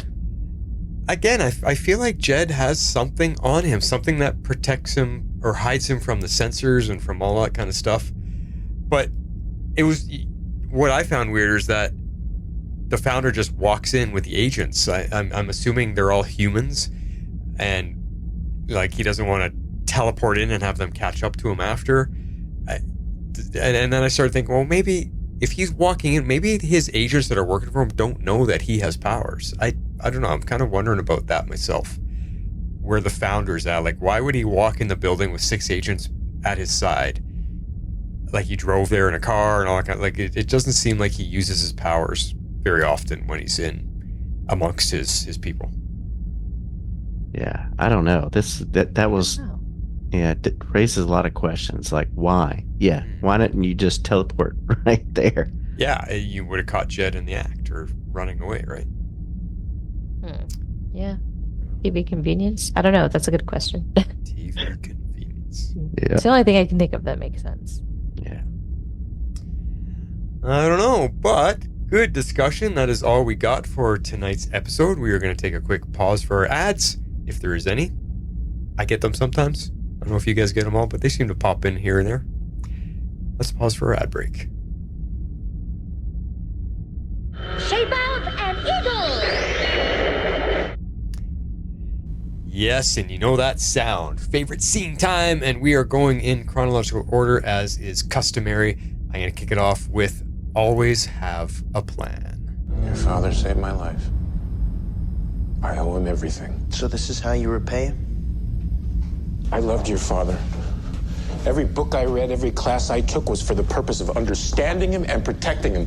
He was more than my brother. He was my life's work. Everything you see here is part of a plan. Oh, he never would have chosen this. He chose survival. I know you want him back, Stephen. So do I. Then why wouldn't you just tell me this from the beginning? Because if you knew the plan, the founder would have sniffed it out like a shark after blood. And if he knew that I was protecting Roger... him, frozen with a bullet through the chest. Nothing in comparison to what Bathory, the founder, had in store for him. He'd invented some kind of machine to amplify your father's powers. Machine for what? I don't know. I don't know. Whatever it is, your father risked death to stop it.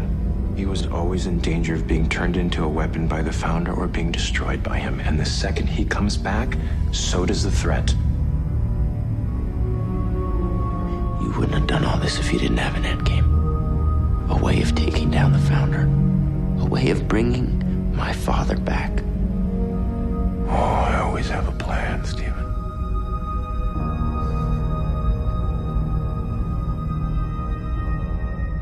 Okay, that was the opening minute of this episode. Yes. Holy crap. Like, what a tense way to start it off. Like, that was insane. And it was right from where last week ended. This one picks up, and it just... And Stephen was asking the questions that we wanted answers to. He said, what is the machine for? To what end? And Jed's like, I actually don't know. I don't know what the founder was after with that machine. So do we believe that Jed truly doesn't know what that machine does? Maybe. I don't know. It sounded pretty genuine the way he was talking to him. I don't know. I believe Jed until we heard from the founder at the end of the episode. So. Oh, gosh. Anyway, this everything in this episode was intense. Right from the first minute. And now with you guys, we're going to the middle of the episode and then to the end of the episode. Yeah, so I'm up next, and I call this one Hard Conversation. So let's take a listen. Thank you for coming, John. I'm only here for Steven. I know he told you about Roger and the founder and I. I'm sorry, kiddo. I wish I could have explained it to you a long time ago. Lying comes easier to you, I guess. Fair enough. You turned me into your own personal killing machine. John, I'm gonna tell you something. Every time you hurt, I hurt right along with you. Every trial you endured, I was right there with you for a single purpose that I could not tell you about until now. I will never trust you. Get that through your head. Little truth. Your double agent was in fact mine. I've known about Steven's deception from the very beginning. In fact, I let you and your friends find him and turn him because I knew it could bring us right to this exact point. You can't. You can't paint yourself as the good guy after all you've done. You let me think that I killed Roger. You let that haunt me for years. I had no choice, kid. Your ignorance was part of the conspiracy. You ruined my life. I know. You made me into something that I hate. I know. And now the only way to free ourselves from our past is for you to kill the founder. For better or for worse, John, it's your destiny. Please, please stop this war. For all of us.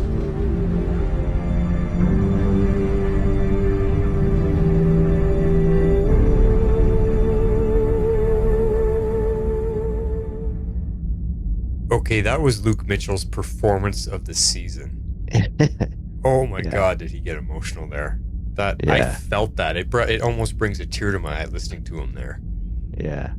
I mean, I love this scene because until later in the episode, we really feel like Jed is putting most of his cards on the table.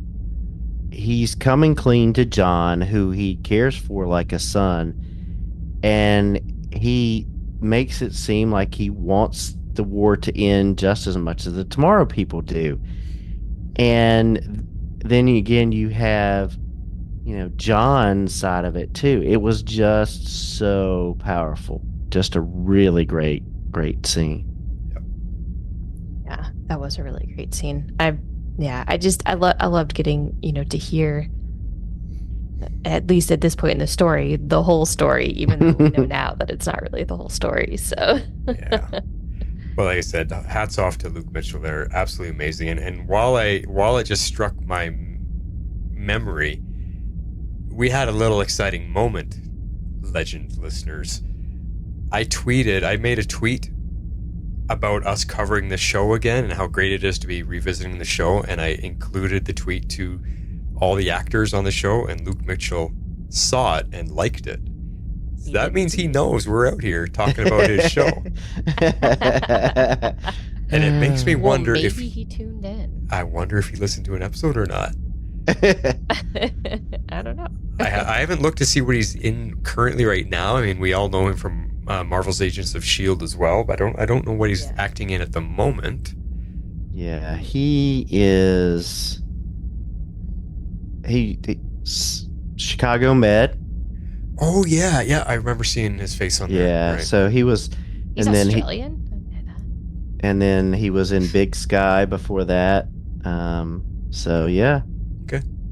Cool. He was in Blind Spot. So. Well, Luke, if you're listening, thanks for liking our tweet, and we absolutely love you, man. Just watching you on the show has been sheer pleasure. Yep. And that performance was killer. Oh my God! And that clip we just played, that was killer. So good. All right, Harley. All right, I am up with the final scene of this episode called Only Humanity Will Save Us.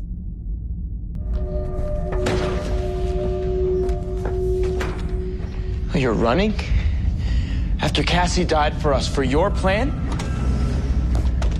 You told me you'd bring my dad back. You failed him, Steven. Just like you failed Cassie. And now the founder... No, the founder said that your jealousy destroyed our family.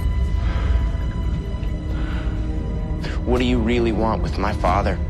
I told you before. I loved Roger. You know all this? hunting my kind, killing my father. Just tell me it's not about you wanting his powers for yourself. It wasn't Roger's powers that saved me that day, Stephen. It was his love for me. His humanity saved me.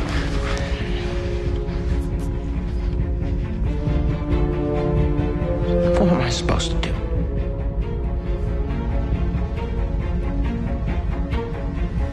You need to decide who you really are. Your powers make you very strong. But only your humanity can save us. Every one of us.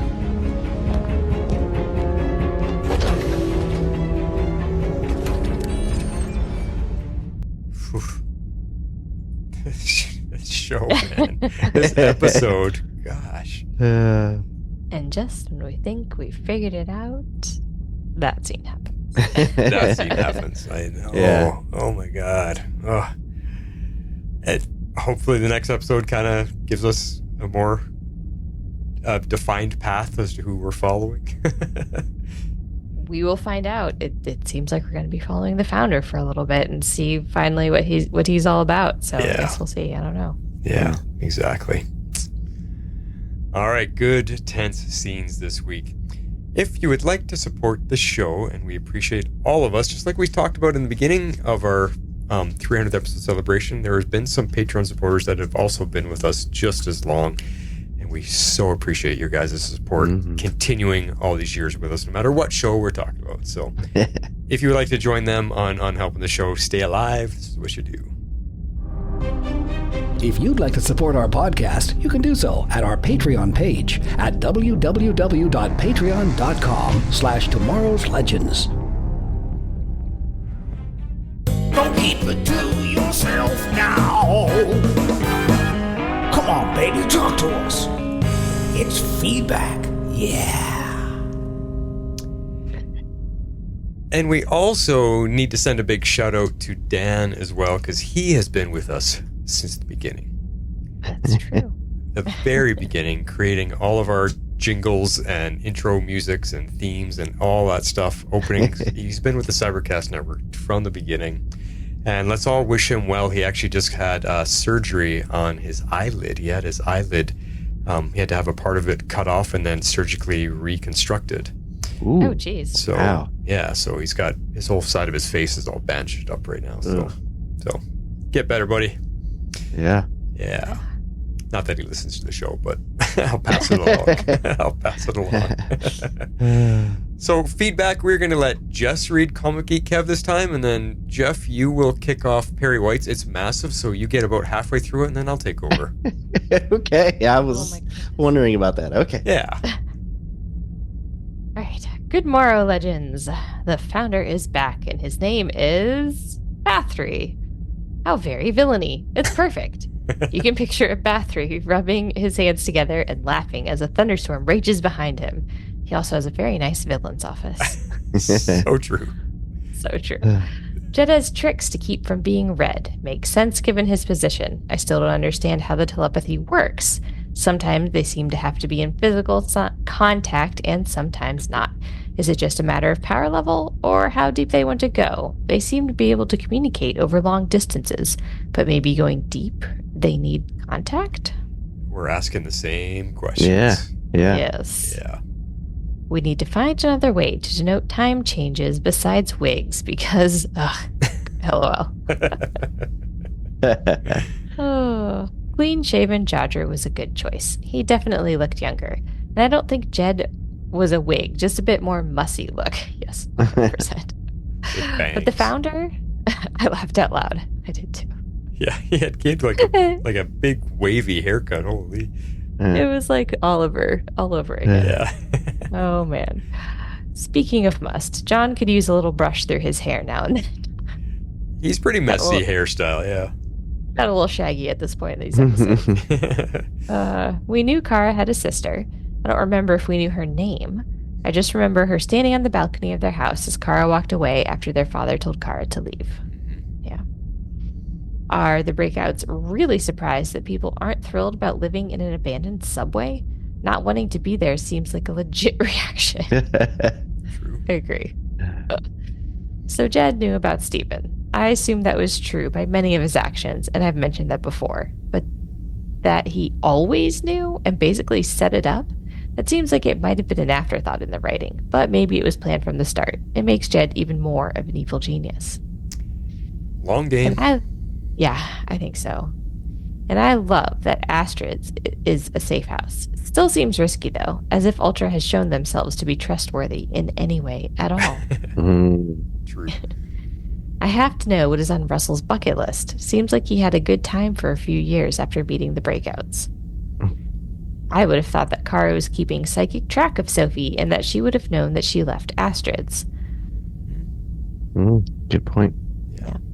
Note to Founder, when you treat your kid like a lab rat, don't be surprised when they turn on you regardless of your intentions. Because what do lab rats do after being tortured? They bite.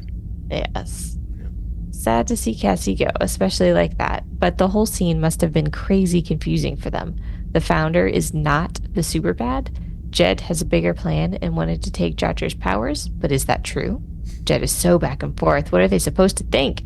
With that last flashback, it seems it really was just all about Jedediah getting powers all along. Having said that, the Founder really isn't the good guy. We're just as confused. Yeah, exactly. We're hoping to get it straightened out. But knowing all this, why did the Founder keep Jed around? Surely he could have taken him out? Exactly. That's the question. And now the team is infighting. Not great. The twists in the show never stop twisting. I'm giving this one a 9 out of 10 virgins killed by unrequited love. Until next time, Comic Geek Kev. Oh, man. Nice reference. He's so funny, Kev. But all the way back to the beginning, like, this show has come up with names that I have never heard before. And there's probably, like, the only one person in the world named that. Like, Jedediah and Bathory. Like, who comes up with these names? Like, is that, like, from ancient Rome? Bathory? I've never heard that before. Sounds very British. British, I was about to say, yeah. Yeah, but man, Jedediah, these are perfect villain names because nobody would name their kids like that in modern day. No way. Yeah. It's just so crazy. All right, X-Force, you take off Perry White's, and let me see. How far down do you want to? Well, you just start reading. I'll find a point where I'll cut in. Okay. Hey, Breakouts. Perry here with feedback for Endgame. I think a better title would have been Exasperated, because that's how I felt after watching this episode. So let me pick my nits. Warning, there are a lot of them. Here we go. Are we supposed to believe that the most powerful Tomorrow person couldn't stop a bullet in midair? He just decided to deflect it? With his daughter right behind him? We've seen everyone else just stop bullets, but this is the one time that deflecting a bullet just makes more sense? Good. GTFOH. You guys can figure out what that stands for. Yeah. Yes. Either we're meant to believe the Founder is not as good as everyone other paranormal, or he meant to kill Cassandra. Neither of those possibilities fit the narrative. Speaking of Cassandra, this is another character I loved who made a second appearance. Just so she could get killed? What's the point? At least Julian got a cool story and was wholly deserving of his death. Cassandra was introduced as this pretty badass triple T, but by the end she was a shell of herself and got an oops-style death. That's pretty weak sauce. Okay. Speaking of... Oh. I was just going to say, okay, that's a fair point. I didn't take it that way myself, but it's fair perspective. Yep. Sure. Speaking of Julian, the team's decision to let him die in the last episode made their moral hand-wringing in this episode strange. The team has already shown that they're willing to do what is necessary, so all this moral decision discussing about killing the Founder fell flat for me. Lastly, I'm absolutely done with Russell getting the Worf treatment on this show. If you're not familiar with the trope, Worf is the Klingon leader of security on Enterprise, and quite frankly, the baddest man in Starfleet. So when the show wants to demonstrate that someone is an actual threat to the Enterprise, they have that person take down Worf. It makes the point, but if you do this too much, Worf starts looking like a pushover, and the villain doesn't look as powerful as everyone gets the best of Worf. Yeah. Same with Russell. He's supposed to be the most talented in hand-to-hand combat on the team, but he's always getting his arse handed to him.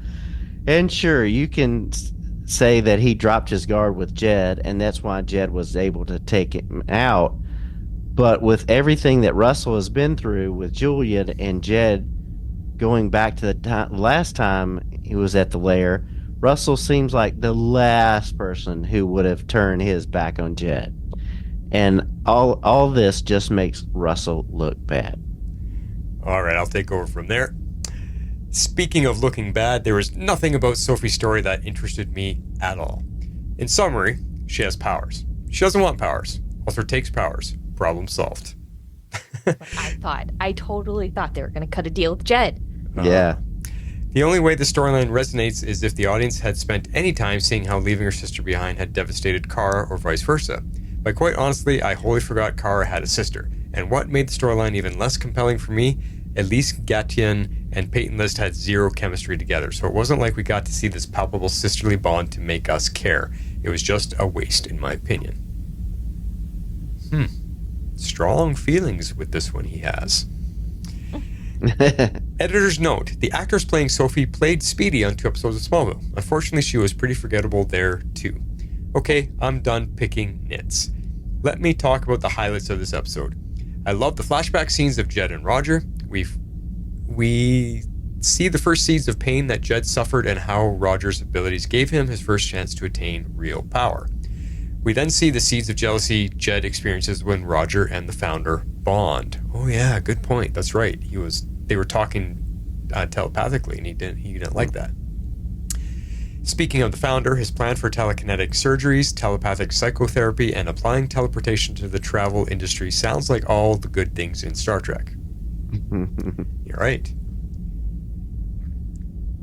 It immediately made me think about Stargirl, when the Injustice Society revealed their plans, and we were all like, that's actually a pretty good plan. Minus all the killing, of course. These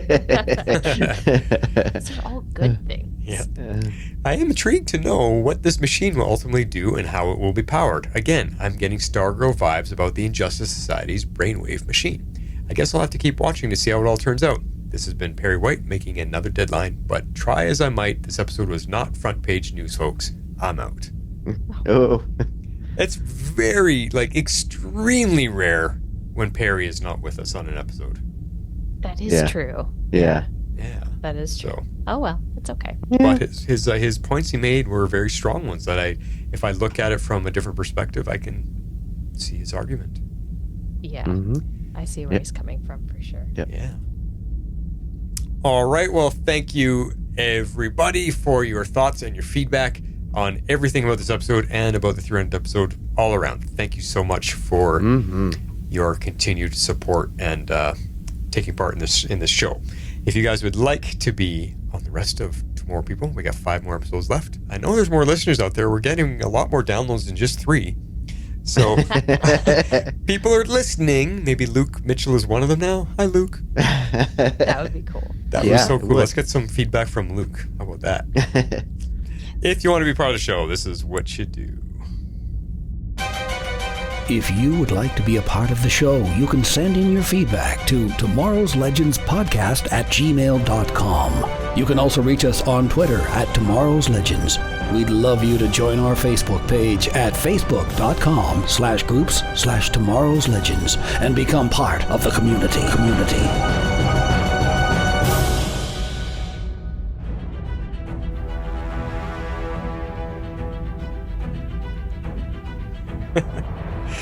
The listeners will never know the fiasco that just happened because I'm going to edit it out.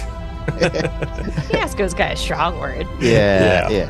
Maybe Jinx is more like it. Harley called it. I jinxed the show at the top and I screwed it up right at the end. But anyway, the magic of editing. So, guys, episode 300 is done. Onward and outward to 301 and beyond. Whew. Yes. Indeed. Many more, hopefully. So we got 5 more here, and then we got a bit of a break, and Superman and Lois kicks off. We got 10 episodes there, and then we have a bit of a break, and maybe Green Lantern somewhere will come along the way, but we don't know how long, so we might have to squeeze in a Legends Season 4 rewatch to fill the gap. Yeah, we've got some possibilities on the board. Yeah. So, because we did our Season 3 rewatch, and then we squeezed in 2 brand new shows. So maybe it's time to go back to Legends for one. Sure, why not? Yeah. Yeah. We'll figure it all out. But until then, thanks for being with us, guys. This is a happy 300th episode. We just love everybody. And this is The Flash, signing off. And this is Harley Quinn. I'm out. This is X-Force 11. So say we all. Now we'll play the clip when it's supposed to play. Tomorrow's Legends is not affiliated with CBS, Warner Brothers, HBO, or the CW. We're a fan-made podcast for entertainment purposes only and are part of the Cybercast network. Be sure to check out our partner shows, The Mandalore and Dive into DC, covering your favorite Star Wars and DC Comics properties. Thanks for listening. If you want to be part of the show, this is what you do. Tomorrow's Legends is not affiliated with CBS, Warner Brothers, HBO, or the CW. Let me do an edit point. I don't know why I pressed our... or we didn't even say goodbye or anything yet, and I'm already signing us off. But there we go. So you're right. I did jinx us. Smooth all the way right into the end. You know what's even worse? I didn't even catch it. You're just like, yeah, we're done. I was like, oh, good. I can go to bed. It's 11:30. Okay.